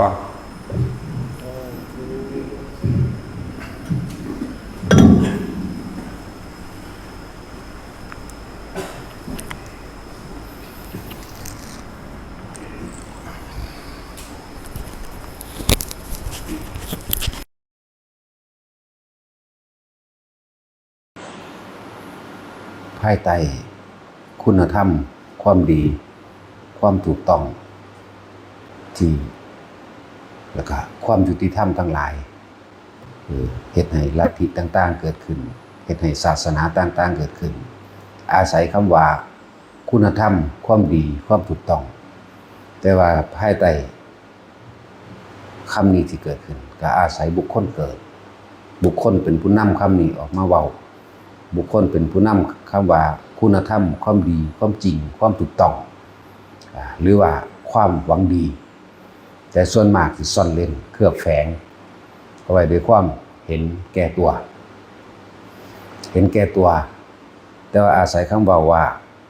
คุณธรรมความดีความถูกต้องความหวังดีที่ไหนได้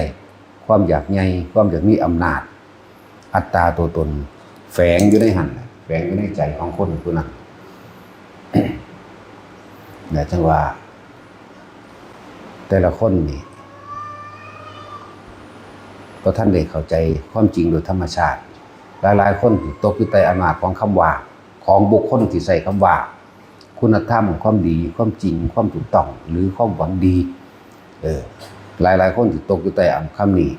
แกที่ไหนได้อาจจะเป็นเครื่องมือของคนเห็นแก่ตัวก็ได้นะและที่พระพุทธเจ้าเฮาเป็นอย่างจังย้ำเตือนหนักเตือนหนาให้พึ่งตนเองคือหยังแล้วก็ให้พึ่งธรรมตามธรรมดาแล้วธรรมชาติทั้งหลายมันแสดงตัวของมันอยู่แล้วตลอดการทุกเมื่อสิ่งใดสิ่งหนึ่งเกิดเป็นธรรมดาสิ่งนั้นก็ดับเป็นธรรมดาคนเกิดแก่เจ็บตายป่วยเสื่อมสลายหาความจีรังยั่งยืนบ่ได้สัตว์เกิดตายอากาศเปลี่ยนแปลงต้นไม้เปลี่ยนแปลงฤดูกาลเปลี่ยนแปลงนี่ไหมคือความจริงโดยธรรมชาติมันไหมเฮาสิไปเสือคนอีหยังกระดอกเข้าใจว่าล่ะเฮาสิไปเสือบุคคลอีหยังที่เขานำคำเบาที่บอกว่าความยุติธรรมความจริงความช่วยเหลือความหวังดีนี่แหละพระพุทธเจ้าเพิ่นเน้นให้พวกเฮานี่เห็นธรรมชาติโลดเห็นธรรมชาติตามความเป็นจริงบ่มีสิ่งใดจีรังยั่งยืนแม้สักอย่างหนึ่งสัตว์ทั้งหลาย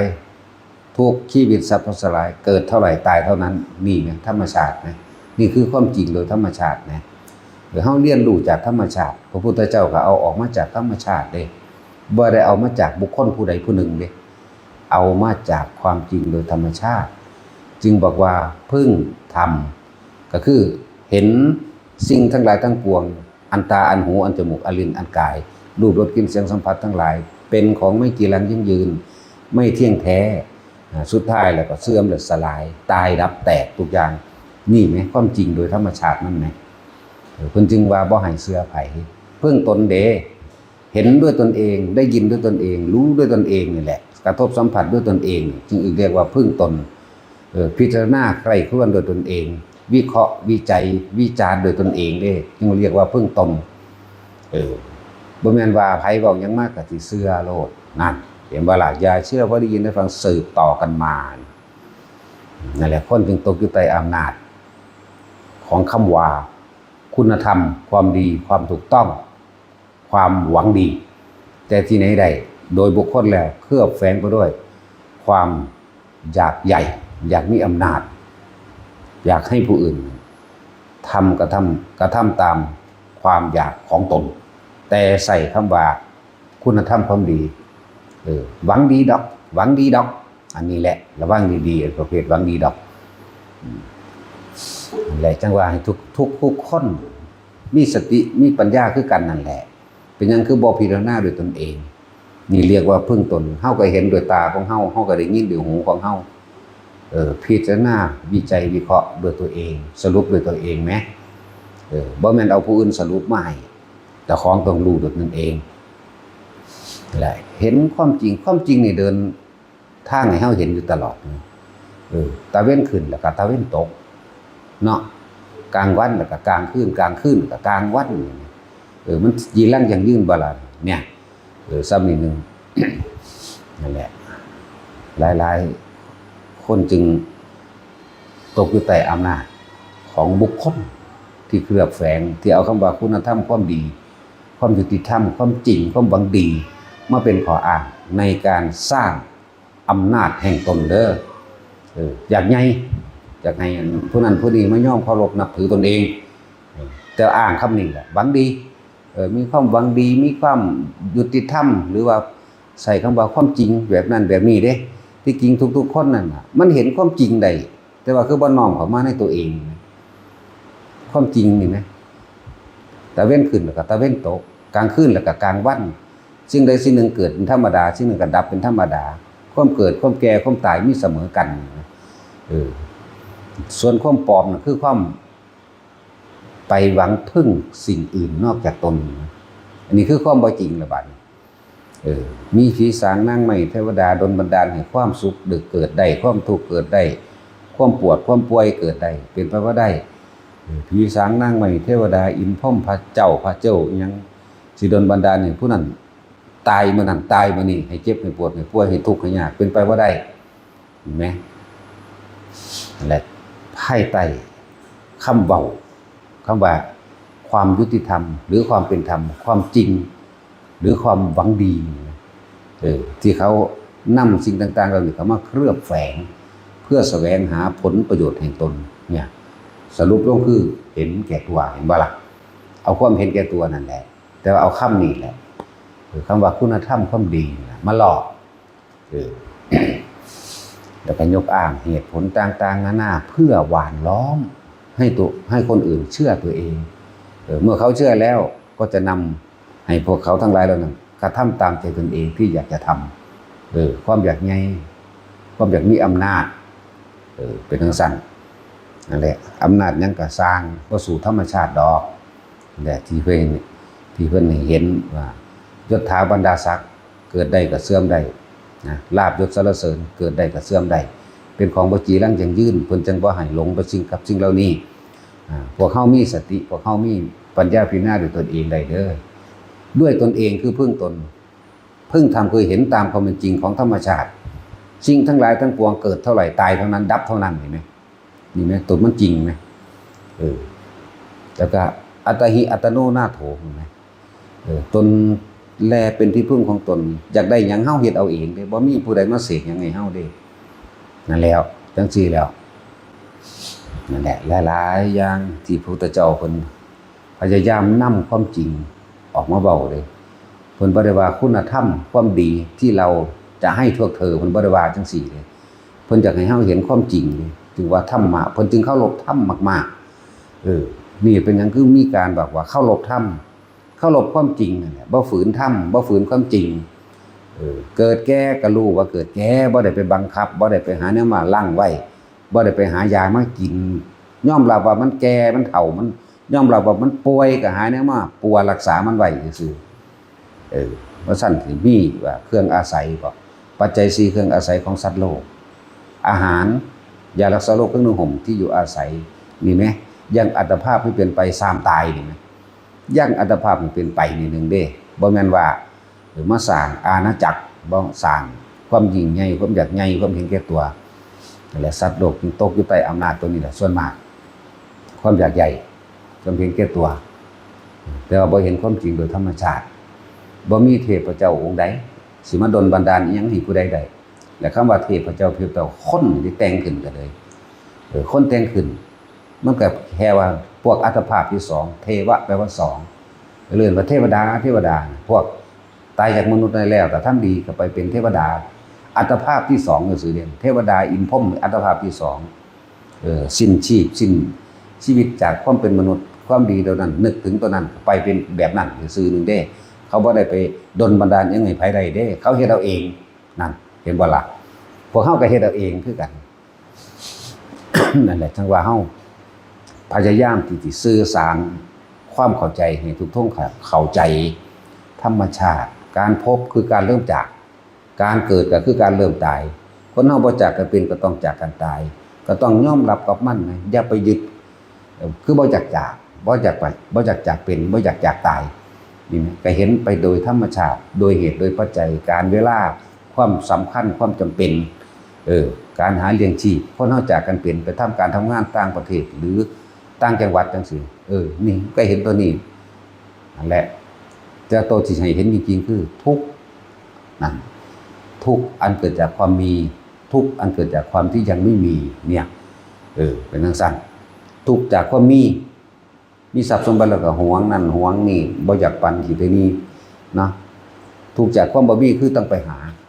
เห็นมั้ยลึกเข้ามาบัดนี้แม่นหยังล่ะเฮาจึงถูกความอยากเด้ตัวนี้แหละจังว่าถ้าเฮาบ่กระหายอยากความเป็นไว้แต่เกิดของเฮาก็ยังเวียนอยู่คือเก่ามันนั่นแหละจังว่าให้ทุกคนเห็นตามเป็นจริงซะเห็นธรรมชาติของจริงต้นไม้ตัวนี้เกิดแล้วต้นไม้ตัวนี้ก็ต้องตายหมาตัวนี้เกิดหมาตัวนี้ก็ตายไก่ตัวนี้เกิดไก่ตัวนี้ก็ตายคนผู้นี้เกิดคนผู้นี้ก็ตายการเห็นกันเดี๋ยวก็จากกันเดี๋ยวก็บ่เห็นกันเห็นไหมเห็นความจริงตัวนี้แล้วก็ใช้ชีวิตโดยบ่เบียดเบียนซะเพราะหลายๆอย่างมันสิเก็บฝังไว้ในอารมณ์แห่งความรู้สึกมันสินำพาไปนั่นแหละ ไปร่วมยอดในพุทธศาสนาในร่วม3คำสอนของพระพุทธเจ้าเพิ่นได้ให้เพิ่นสอนตามความเป็นจริงเด้อบ่แม่นว่าคุณธรรมความดีมาหล่อเด้สอนตามความเป็นจริงพวกสัพพะปาปัสสะนี่อาการนังบ่ตามธรรมดาแล้วความอยากความโลภของพวกเฮานี่แหละพาเวียนว่ายตายเกิดเพราะความเห็นแก่ตัวทีนี้เฮามองลุกเข้ามาว่าทั้งหลายเหล่านี้แหละเฮาคนเดียวนี่เที่ยวรังแกผู้อื่นทำร้ายผู้อื่นทั้งเสียชีวิตและทรัพย์สินสัตว์มาก่อนเป็นส่วนมากเห็นป่ะเฮาเอาเฮาฆ่าผู้อื่นมากินทำลายบ้านเรือนเขาพอสักว่าล่ะพวกไปแย่ไข่มดแดงทั้งฆ่าเขาทั้งทำลายบ้านเรือนเขาเนาะนั่นเห็นบ่เสียชีวิตและทรัพย์สินบ่ระบาดจังซั่นแล้วเอามาบำรุงเลี้ยงเจ้าของเองโดยความเห็นแก่ตัวจังซั่น บัดนี้ถ้าเฮาเห็นความจริงเฮานี่กินผู้อื่นมามากมายแล้วนี่เฮามาเห็นถึงว่าพยายามสำรวจตรวจสอบตัวเองว่าตัวเองสร้างความเสียหายกับผู้อื่นมากมายเพียงใดเราก็คิดถึงตรงว่าถ้าเฮาบ่ว่างได้มันก็ต้องเวียนว่ายตายเกิดมาถือเขาฆ่าคือกันเฮาฆ่าเขาก็เลือดไหลยิ่งกว่าแม่น้ำในทะเลทั้ง4แล้วดิเขาฆ่าเฮาก็คือกันเด้ว่าธรรมดาเด้นี่แหละเห็นทุกข์บัดนี้เฮาจึงต้องเอาตัณหาอันละเอียดมาละตัณหาหยาบตัณหาหยาบคือความเห็นแก่ตัวอยากได้อยากดีอยากมีอยากเป็นอยากกินแต่เจ้าของเมื่อเห็นเหตุของมันแล้วเอาตัณหาอันละเอียดคือมีความหวังว่าเฮ็ดจังได๋สิสิ้นทุกข์คือพระนิพพานมาเลยว่าสัพพะปาปัสสะอาการนังละอกุศลออกโดยความเห็นตัวนี้แล้วสัจจิตะปริยนทั้งแล้วก็เริ่มทำความดีบัดเริ่มทำความดีมันต้องฝืนเฮ็ดได้บัดนี้ความเคยชินความเห็นแก่ตัวมันก็เลยต้องฝืนเฮ็ดท่านก็จะเพิ่มทุกข์ท่านก็จะปรารถนาผลในท่านนี่แหละมันต้องฝืนได้ของพวกนี้เด้อฝืนอย่าหวังผลในท่านได้มีจิตผูกพันในผลในท่านว่าจะได้นั่นจะได้นี่แลกนั่นแลกนี่เป็นนั่นเป็นนี่นะและอาการนังกุศสุปสัมปาสัจจิตะปริโยทัปปนังสัจจิตะทำจิตให้ขาวรอบคำว่าขาวรอบบ่เอาหยังจักอย่างเด้แม้นบุญที่ทำมาหลายๆนะแต่สิเปรียบเทียบนะถ้าเฮาสะสมทองได้ละเป็นตันแหละสะสมเงินได้ละเท่าใดล้านแหละสะสมที่ดินบ้านความมีทั้งหลายแล้วนี่เมื่อมันมีเต็มที่ของมันแล้วมันก็ว่างมันก็พ่อเองเลยทำจิตให้ขาวรอบนี่คือบ่ปรารถนาอย่างอีกวางบุญเมื่อว่างบุญแล้วมันก็ว่างบาปไปน้ำเองตะกี้เฮาบ่ฮู้เห็นบ่ล่ะว่าคำสอนที่เพิ่นมาสรุปยอดเอาไว้ในโอวาทปาติโมกข์นะสัพพะปาปัสสะอาการนังก กุศลสูปสัมปทานนี่ทำกุศลให้เกิดเนี่ยคำว่าทำกุศลให้เกิดกุศลสูปสัมปทานคือทำกุศลให้เกิดความฉลาดต้องบ่เบียดเบียนไผความฉลาดต้องอยู่กับตัวเองได้ความฉลาดคำว่ากุศลนี่ต้องบ่อยู่โดยความเดือดร้อนระแวงระวังว่าผู้นั้นผู้นี้สิมาตีมาฆ่ามาลักเด้ก็เฮาบ่ไปเฮ็ดบัดนี้ก็บ่เลยบ่ได้ระแวงหยังนั่นแหละสัพพปาปัสสะนี่ละบาปออกไปกุศลสูปธรรมปทาสร้างสิ่งที่เป็นบุญกุศลเกิดขึ้นมาสัจจิตะปริโยทปานังทำจิตให้ขาวรอบปราศจากความอยากได้หยังทั้งปวงเลยบุญก็บ่เอาแล้วนั่นอย่างเช่นคือคำสอนที่พุทธเจ้าว่าบุคคลผู้ใดนี่แม้ตั้งแต่เกิดไม่เคยคิดอกุศลเลยแม้เพียงแค่ปลายขนทรายขนกวางขนทรายก็ดีขนกวางบ่เคยคิดอกุศลเลยตลอดตั้งแต่เกิดจนถึงวันตายบุคคลผู้นั้นย่อมเข้าถึงพระปรินิพพานเขาบ่มีเวรกรรมอีหยังเขาบ่มีจิตห่วงเขาบ่ได้กังวลเรื่องใดทั้งสิ้นมันสิเอาอีหยังมาห่วงมันสิเอาหยังมาติดล่ะนั่นแต่ว่ามันมีบ่ล่ะบาดนี้ในยุคนี้สมัยนี้ยุคนั้นมีเด้ยุคนั้นมีเกิดมาบริสุทธิ์ด้วยจนว่าฮอดมึงตายนั่นเข้าบวชส่วนมากมันมีอยู่นั่นแหละ แต่ยุคนี้มันบ่มีที่ว่ามันบ่มีเฮาน้อมเข้ามาหาเฮาโลดเฮาบ่ไปหาผู้อื่นดอกเฮาสิบ่ไปหาผู้อื่นเฮาสิน้อมเลยกูก็เฮ็ดบาปกรรมมามากแต่ว่าเฮาสามารถตั้งต้นได้จุดประกายใหม่ให้กับใจเจ้าของเองตั้งต้นได้เฮ็ดจังไดมันผิดพลาดมาแล้วเอานับจากวิธีหน้าที่นี้ต้นไปกูสิบ่มีความคิดจิตใจในการทำลายเบียดเบียนผู้ใดผู้หนึ่งเสียชีวิตและทรัพย์สินเลยตลอดทั้งขั้นละสัตว์นี่เตือนสติเตือนตัวเองอยู่เรื่อยว่าเหตุจังขึ้นปุ๊บย่างผู้ใดเดือดร้อนถ้าเหตุผู้อื่นเดือดร้อนเจ้าของเดือดร้อนนี่แหมนั่นแหละเริ่มต้นใหม่จากนี้ไปเรื่อย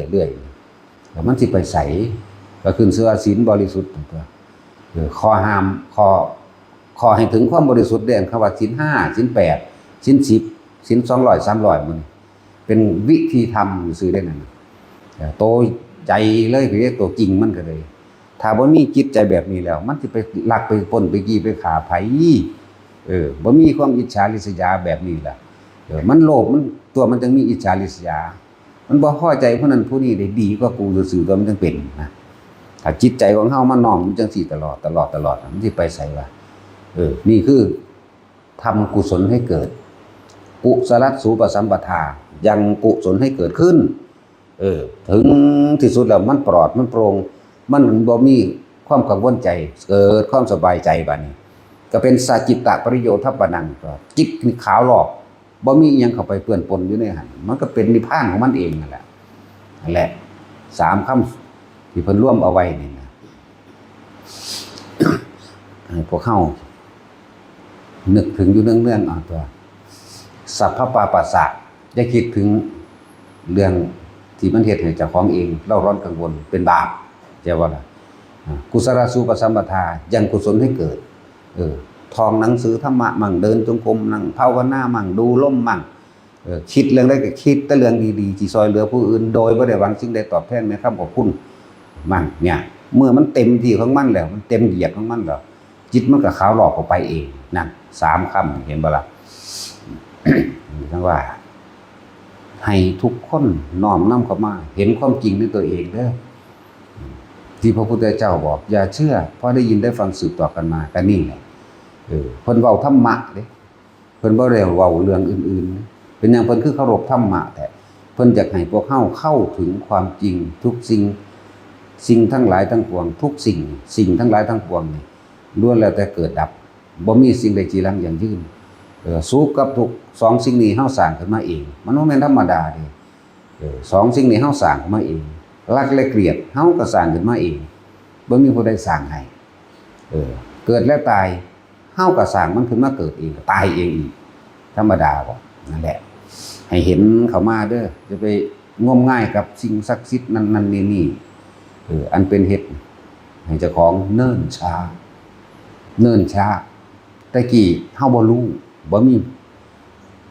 มีผู้แจกแจงอยู่แต่ว่าเฮาบ่ทันได้เห็นมันซื่อนั่นแหละ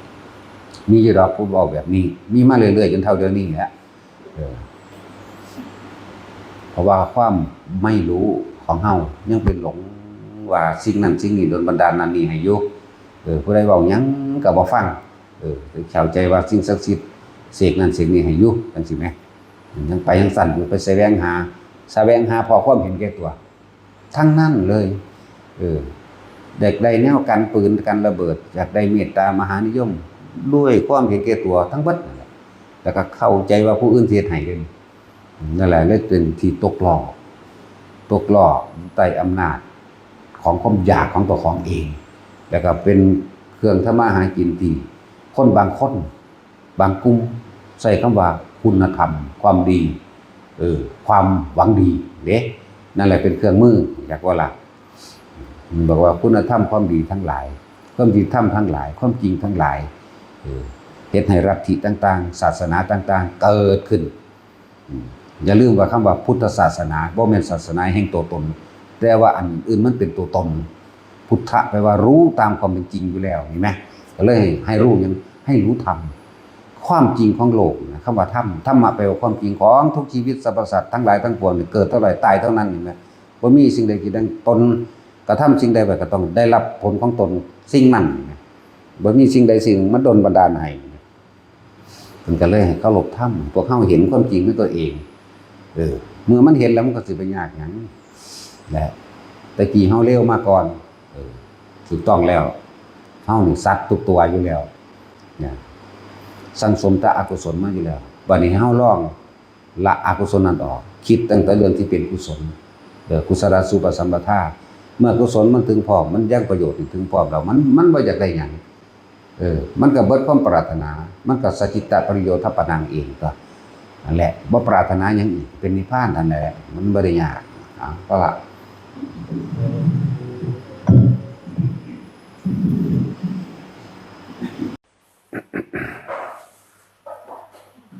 คำถามอีกอย่างก็อัน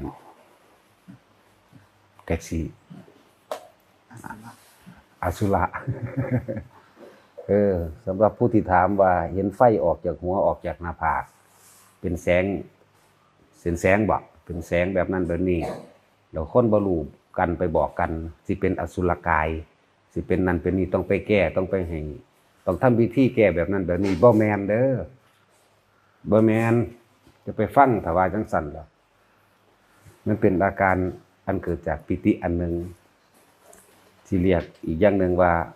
อุปจารสมาธิในขันธ์นั้นแล้วมันสิมีนิมิตต่างๆนานาแปลกๆการเห็นแสงสว่างสีขาวสีเหลืองสีแดงสีทุกสีแล้วก็เป็นคล้ายกับควันคือเขาเป่ายาสูบออกจากปากเป็นกลมๆเป็นขาวๆเป็นนวลๆเป็นทั้งทองเป็นไปเบิดทุกอย่างนั่นแหละบางที่ก็แสงสว่างโพร่งขึ้นเลยวาบขึ้นในระหว่างท่ามกลางหน้าเฮาอาจจะห่างๆศอกนึงว่านึงหรือพุ่งเข้ามาหน้าผากหรือออกจากหน้าผากทุกอย่างนี่เรียกว่าอุปจารสมาธิเครื่องก่อกวนทำให้จิตไม่ตั้งมั่นเด้อบ่จำเป็นต้องไปแก้กับไผวิธีแก้น่ะคือรู้อยู่กับลมหายใจเฮามีหน้าที่รู้เฉยๆดูเฉยๆเห็นเฉยๆคำว่าเฉยๆนี่บ่ได้ไปคิดหาเหตุผลหยังกับมันเด้ร้ายและดีผิดหรือถูกบ่แม่นแบบนั้นเด้อฟังดีๆอุปจารสมาธิในขันธ์นั้นน่ะ มันหลอกให้เฮาออกจากความตั้งมั่นคำว่าตั้งมั่นแปลว่าบ่คิดหยังเด้แล้วเฮาต้องหาเครื่องอยู่คำว่าเครื่องอยู่หรือวิหารธรรมที่ถูกเฮาฝึกว่าตั้งแต่เริ่มต้นแรกในขั้นตอนแรกที่1นี่โดยปฐมฌานการทรงฌานที่1ดูลมหายใจเข้าออกประคองลมหายใจเข้าออกบ่ว่าสิยืนเดินนั่งนอนให้คล่องแคล่วซะก่อนยืนเดินนั่งนอนอยู่ในขั้นแรกขั้นต้นโดยมีอาการปิติที่พวกเฮาใส่เทคนิคกำหนดขึ้นมาเกิดในระหว่างกลางหน้าผากที่มีความรู้สึกนิ่มๆนวลๆนึบๆบางที่ก็ขนหัวลุกสู่ซาไปตามน้ำนะนี่คือเครื่องอยู่ที่1ขั้นที่2บัดนี้มันสิเคลื่อนไปเองบ่แม่นเฮากำหนดให้มันเป็นเฮาสิกำหนดเฮาสิตั้งได้นี่คือเอาแค่ขั้นแรกคือปฐมะหมายถึงรู้ลมหายใจเข้ารู้ลมหายใจออกแล้วมีอาการปิตินี่เรียกปฐมะทรงฌานที่1เจริญฌานที่1เจริญสติปัฏฐานที่1เอาเว้าถึงเบิดครบนั่นแหละ ต่อมาขั้นที่สองลมหายใจจะหายไปคำบริกรรมกับลมหายใจยังถ้าผู้มีคำบริกรรมก็ดีลมหายใจก็หายคำบริกรรมก็หายแต่ว่าเหลือเฉพาะอาการปิติที่อยู่ในระหว่างกลางหน้าผากของเฮาที่เฮากำหนดให้มันคล่องแล้วอย่าลืมว่าชินและชำนาญแบบนี้แล้วนี่แหละเอิ้นว่าวิหารธรรมเอาเป็นเครื่องอยู่ให้อยู่กับความรู้สึกนี้เมื่อความรู้สึกนี้ประคองไปแล้วประคองไปแล้วอาการอื่นๆมันสิมาพาบัดนี้นี่จึงเรียกว่าทำกรรมฐานอันใดอันหนึ่งให้เป็นเครื่องอยู่อยู่กับอะไรอยู่กับความรู้สึกนี่แหละความรู้สึกที่นิ่มนวลอยู่ระหว่างหน้าผากหรือขนหัวลุกมั่งเป็นคล้ายๆคือเอามือเศร้าหัวเฮาเป็นหมุนๆนะเศร้าจอมเข้าจอมเขามั่งแผ่ออกมั่งจอมเขามั่งก็แล้วแต่นี่ให้อยู่กับความรู้สึกนี้ต่อมาจิตมันตั้งมั่นบัดนี้มันตั้งมั่นอยู่ในมงนี้ล่ะอยู่ในความรู้สึกนี่แหละบางที่แสงสว่างที่ว่ามันออกจากหน้าผากเฮาก็มีออกเป็นแสงสีทองก็มีขาวนวลก็มีอมเขียวอ่อนๆก็มีสว่างประกายผึกก็มีเฮามีหน้าที่แค่รู้เฉยๆแต่สิเว้าเทียบมันบ่แม่นตานอกเห็นดอกมันเป็นตาในว่าไปสิก็เห็นซื่อๆอย่าไปคิดปรุงแต่งว่ามันคือนั่นคือนี่อันนั้นอันนี้ล้วนแล้วแต่เป็นสิ่งที่อุปกิเลส16อย่างเป็นอุปกิเลสกับแมนฟังไว้ดีๆว่าเฮามีหน้าที่รู้เฉยๆอย่าไปใส่สื่อมันอย่าไปอย่างใดทั้งสิ้นมันก็รู้อยู่ดอกว่าสีเขียวสีเหลืองสีแดงสีทองสีหยังก็แล้วแต่นี่มันรู้อยู่ร้ายหรือดีแต่จะพูดทั้งดีก็คือว่าเป็นเครื่องยืนยันอันหนึ่งว่าเป็นผู้ไม่ห่างจากฌานเป็นผู้ทรงฌานโดยเอาอาการปิติทั้งหลายแหล่นี่แหละมาเป็นเครื่องยืนยันว่าเป็นผู้ทรงฌานเป็นวิหารธรรมของเฮาอยู่แล้วถ้าว่าทางไล่คือมันเป็นเครื่องหลอกให้เฮาออกไปคิดว่านั่นคือหยังอันนี้คือหยังบางคนก็คิดไปในทั้งเข้าใจว่าเจ้าของได้ขันนั่นขันนี้โสดาสกิทาคาบ่แม่นเด้อแม่นมีหน้าที่รู้อยู่เฉยๆเห็นอยู่เฉยๆมันบ่แม่นแค่สิ่งที่เฮาเห็นแปลกๆอันนี้เด้เสียงก็มีนี่ล้วนแล้วแต่เป็นอุปจาระเรียกว่าแต่สิเว้าให้เข้าใจง่ายๆกว่าเครื่องทำลายสมาธิหรือเครื่องทำลายให้จิตไม่ตั้งมั่นคือบ่ให้นิ่งอยู่ในอารมณ์เดียวความรู้สึกเดียวนี่ความรู้สึกเดียวคือความรู้สึกนิ่มนวลนี่แหละความรู้สึกเดียวมันเป็นเครื่องทดสอบก็ว่าได้ทดสอบให้เฮานี่มันหยังวะพอแต่เฮาแค่คิดนึกออกอย่าลืมคิดนึกออกเรียกว่าออกจากความตั้งมั่นในความสงบแล้วบ่เป็นอุเบกขาแล้วมันหยังแค่นี้ออกนิดนึงก็ไปแค่นิดนึงอ่ะแหละเป็นธรรมดาถ้าตื่นหมายถึงว่าเฮาบ่เคยเห็นครั้ง1ครั้ง2ครั้ง3หรือ10ครั้ง20ครั้งถ้ามีอาการตื่นอยู่รีบกลับมาฐานแรกคือลมหายใจนะนี่คือฐานใหญ่ฐานที่ตั้งใหญ่ของมันเลยถ้ามันคิดปุ๊บรีบกลับมาอย่าคิดจากว่ามันสิชินในการไปหาเหตุผลกลไกต่างๆของเสียงต่างๆสารพัดเสียงเด้อที่บอกมาทั้งเบิดก็บอกบ่เบิดดอกมันเยอะเสียงบอกกันพุ่มบ่ได้ซับได้เสียงห้องใส่หูเสียงระเบิดเสียงแตกหลายอย่างเด้อันนี้เป็นได้ทั้งหลับตาและลืมตาเพราะว่าเฮาเน้นสมาธิลืมตาเฮาบ่ได้เน้นหลับตา แล้วก็เฮาบ่ได้ผูกขาดไว้ในลักษณะท่าทางพร้อมคือว่าต้องนั่งสมาธิต้องนั่งต้องยืนต้องเดินต้องนอนต้องกำหนดเวลาเฮาบ่กำหนดสิ่งเหล่านี้แล้วแต่มันสิเป็นไปในฐานะปัจจุบันนั้นบ่ว่าสิยืนเดินนั่งนอนทำการทำงานกินข้าวอยู่กับทางทำงานใดหนึ่งอยู่กับตามแล้วแต่ แต่เป็นสิ่งสำคัญคือให้อยู่ในความรู้สึกเดียวความรู้สึกเดียวนี่คืออาการปิติที่มันนิ่มนวลอยู่กลางหน้าผากนั้นตัวนั้นหรือมันที่ขึ้นหัวกระช่างอันนี้ก็ให้มั่นใจว่าอ๋อนี่คือยังอยู่ในกระช่านอยู่ยังทรงอยู่ยังเจริญอยู่นะถ้าเกิดยังขึ้นเสียงเปี้ยงเสียงฟ้าผ่าเสียงระเบิดแม้กระทั่งว่าเห็นกายตัวเองระเบิดแม้กระทั่งว่าเห็นโลกระเบิดแม้กระทั่งว่าเห็นอันใดสิ่งหนึ่งระเบิดมันมีเสียงพร้อมเด้มันเปี้ยงบักแห้งๆบักมันต้มขึ้นแห้งๆล่ะมันลั่นเปี้ยยิ่งกว่าฟ้าผ่าอีกคล้ายๆฟ้าผ่าก็มีนั่นแหละอย่าคิดออก รีบกลับเข้ามาในลมหายใจหมายถึงตกใจอาจจะตกใจนี่เป็นธรรมดาแม้แต่เฮาก็ยังตกใจมันตื่นนั่นน่ะเรียกว่าตื่นนั่นน่ะคือจังงูพอเว้ามาก็เอิกอ้ากขึ้นโดดขามมันแต่เฮาบ่คิดต่อเด้ว่ามันมาหยังมันก็ฮู้อยู่ดอกว่างูเห่างูสิงก็เลยมันฮู้อยู่แต่บ่คิดต่อเลยแวบกลับเข้ามาที่ลมหายใจนี่คือต้นแรกที่แต่ละคนอาจจะบ่ทันชำนาญตื่นเต้นปุ๊บเฮาก็เข้าไปสู่ความว่างปั๊บโลดเฮาบ่ได้ไปคิดต่อเด้อันนี้หมายถึงผู้เพิ่นว่างผู้เพิ่นถึงมองหันมันมี3ระดับต้นระดับกลางแล้วก็ระดับสูงสุดเป็นปรมัตถ์อันนั้นน่ะผู้เขาเจ้าปรมัตถ์แล้วก็ตื่นเต้นตกใจมึนลมก็ห้องเอิกอักเป็นธรรมดาแหละ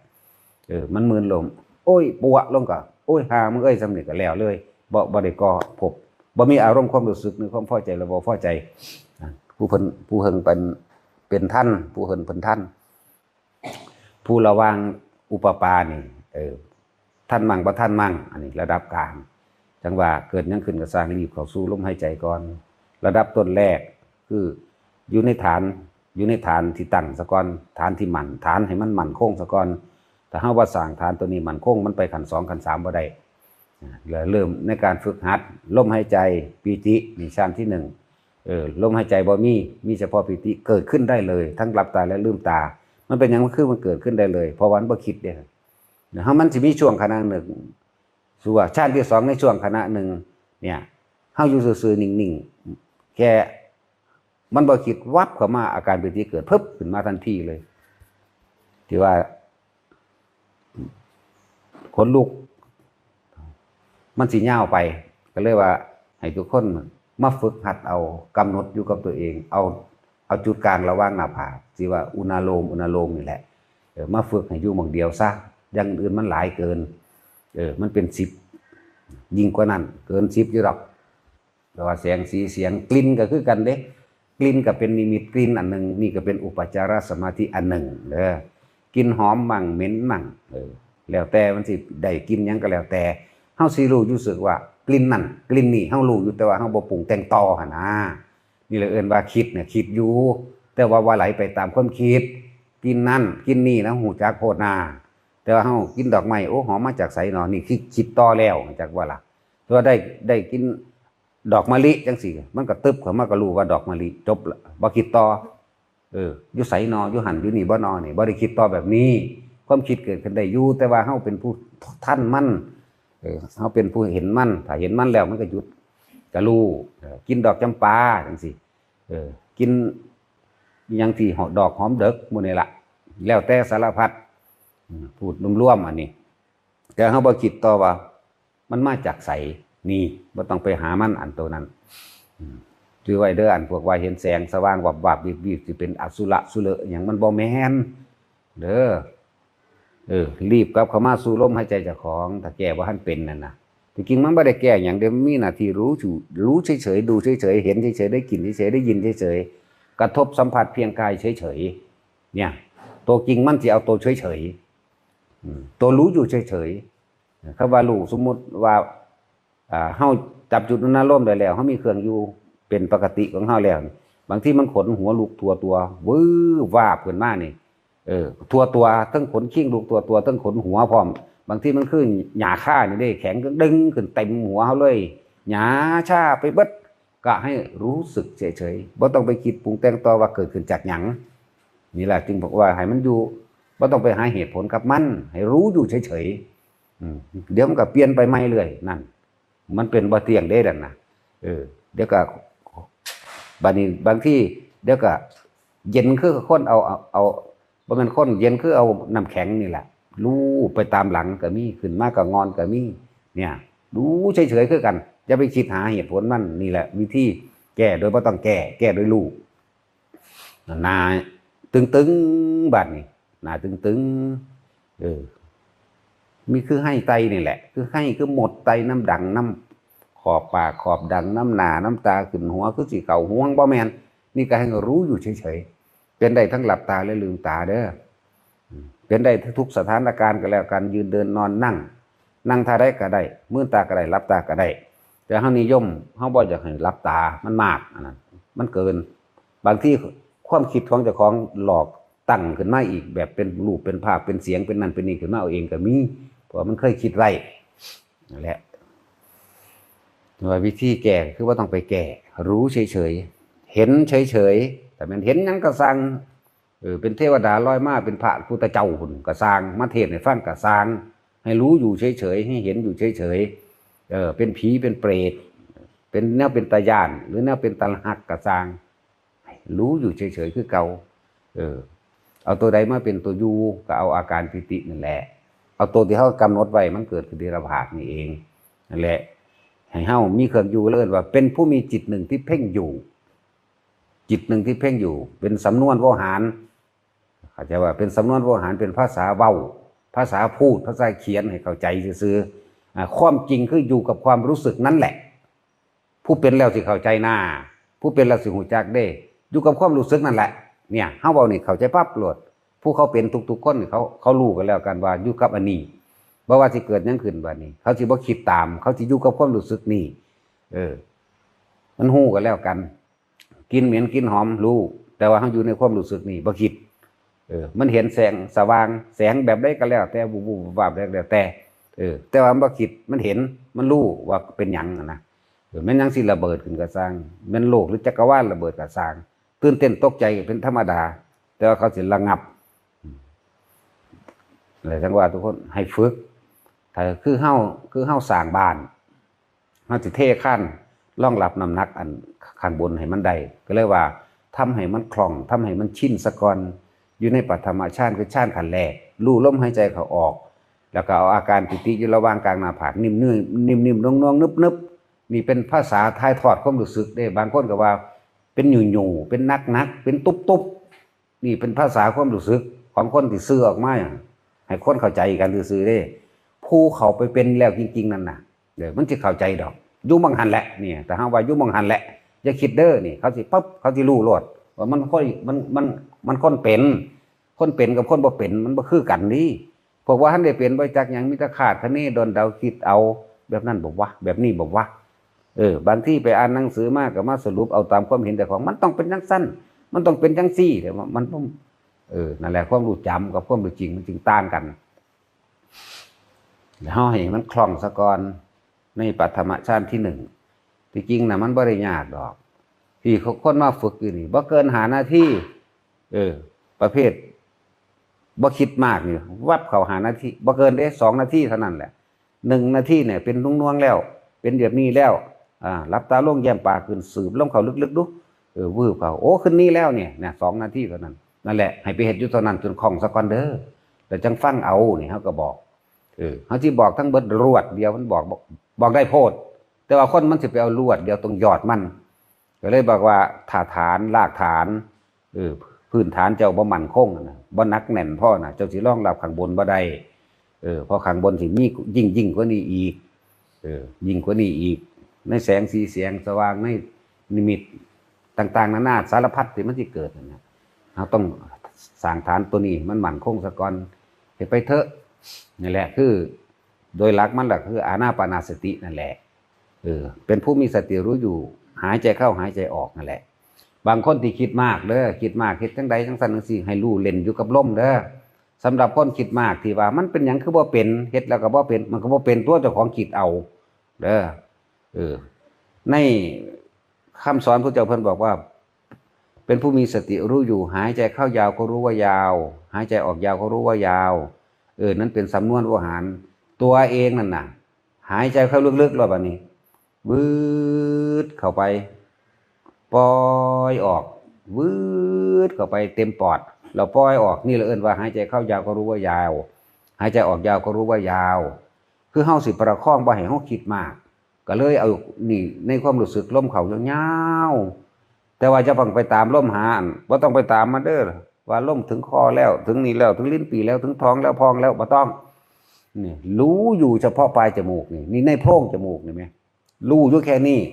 รู้ว่ามันยาวอยู่แค่นี้ความรู้สึกโตมันสิรู้สึกโตเองดอกนาบ่ต้องไปตามบ่ต้องเอาความคิดไปตามเพราะฉะนั้นมันหลายจิตมันหลายความคิดจักสิจับจุดได้กันแน่นั่นแหละแล้วจุดเดียวจุดรู้ล่มเข้าอยู่ตรงโพรงจมูกเฮานี่แม่หูดังสวอนี่แม่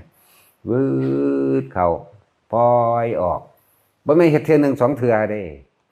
เฮ็ดอยู่หั่นแหละกำหนดเวลาก็บ่ได้ล่ะนี่แหละจังว่าเฮ็ดไปเดี๋ยวมันสิเกิดเองดอกบัดนี้อาการนั้นเมื่อใดเฮาปราศจากความคิดเนี่ยจิตมันมีที่จับคือลมหายใจแล้วมันก็เกิดเองดอกปิติบ่แม่นความว่าเฮาสิบังคับมันเกิดได้เด้กำหนดได้บ่ได้เด้กำหนดลมได้นอกนั้นเป็นเอาเองเด้อเป็นเอาเองนี่คือต้องสร้างฐานสำหรับคนคิดมากให้เล่นลมยาวๆบางทีไปฟังว่ากระแทกลมสิเข้าใจว่าฟึดฟึดฟึดเข้าออกบ่แม่นแบบนั้นเด้เขาเจ้าเล่นลมให้มันให้รู้สึกว่าตัวเองอยู่กับตัวเองให้มีความคิดอยู่กับตัวเองที่ว่าเล่นลมหายใจเข้ายาวหรือว่าลมกระแทกเข้าไปบ่แม่นสูดทางบึดเข้าไปแบบแห้งๆดอกทางออกแห้งๆแบบนั้นเด้เล่นลมยาวเข้าไปเล่นลมยาวออกยาวเข้ายาวออกให้มันรู้สึกตัวอยู่ที่ตัวเองสำหรับคนคิดมากคนประสาทพวกประสาทพวกคิดไว้มันเกิดตั้งชั้นแม่นบ่จังซี่แม่นบ่เลิกคิดแต่ว่าอยู่ในลมนั่นแหละเดี๋ยวมันสิเป็นเองเดี๋ยวมันเป็นเองได้ความรู้สึกเองดอก แล้วก็รู้แล้วก็ไปรักษาประคองเอาสำหรับผู้เป็นแล้วไปฝึกทำให้บ่อยทำให้มากทำให้ชินเด้อมันคล่องมันแคล่วเด้อมันสิรองรับตัวอื่นต่อไปบ่ได้เด้อันความรู้สึกอื่นๆหรืออาการแสงสีเสียงต่างๆอื่นๆที่มันเกิดขึ้นภาพสยดสยองเป็นตาย่านจังซี่มันสิรองรับบ่ได้เด้เพราะว่าเฮาบ่มั่นคงในสิ่งนี้นี่สิ่งลมนี่ล่ะมันสิ่งใดล่ะแล้วบอกว่าหาเครื่องอยู่เป็นของตัวเองที่เพิ่นว่าวิหารธรรมมั่งแต่ผู้เป็นแล้วเฮาสิบอกว่าอยู่หม้องหันละคนที่เข้าใจปั๊บโลดคนเป็นเด้อยู่หันละอย่าคิดหยังอยู่หันละเนี่ยแต่มันตื่นเต้นตกใจรีบกับเขามาล้มก่อนเนี่ยเขาสิเข้าใจโลดนั่นแหละคือผู้เขาเฮ็ดเป็นมาฝึกเอามันบ่ได้ยากดอกพอละ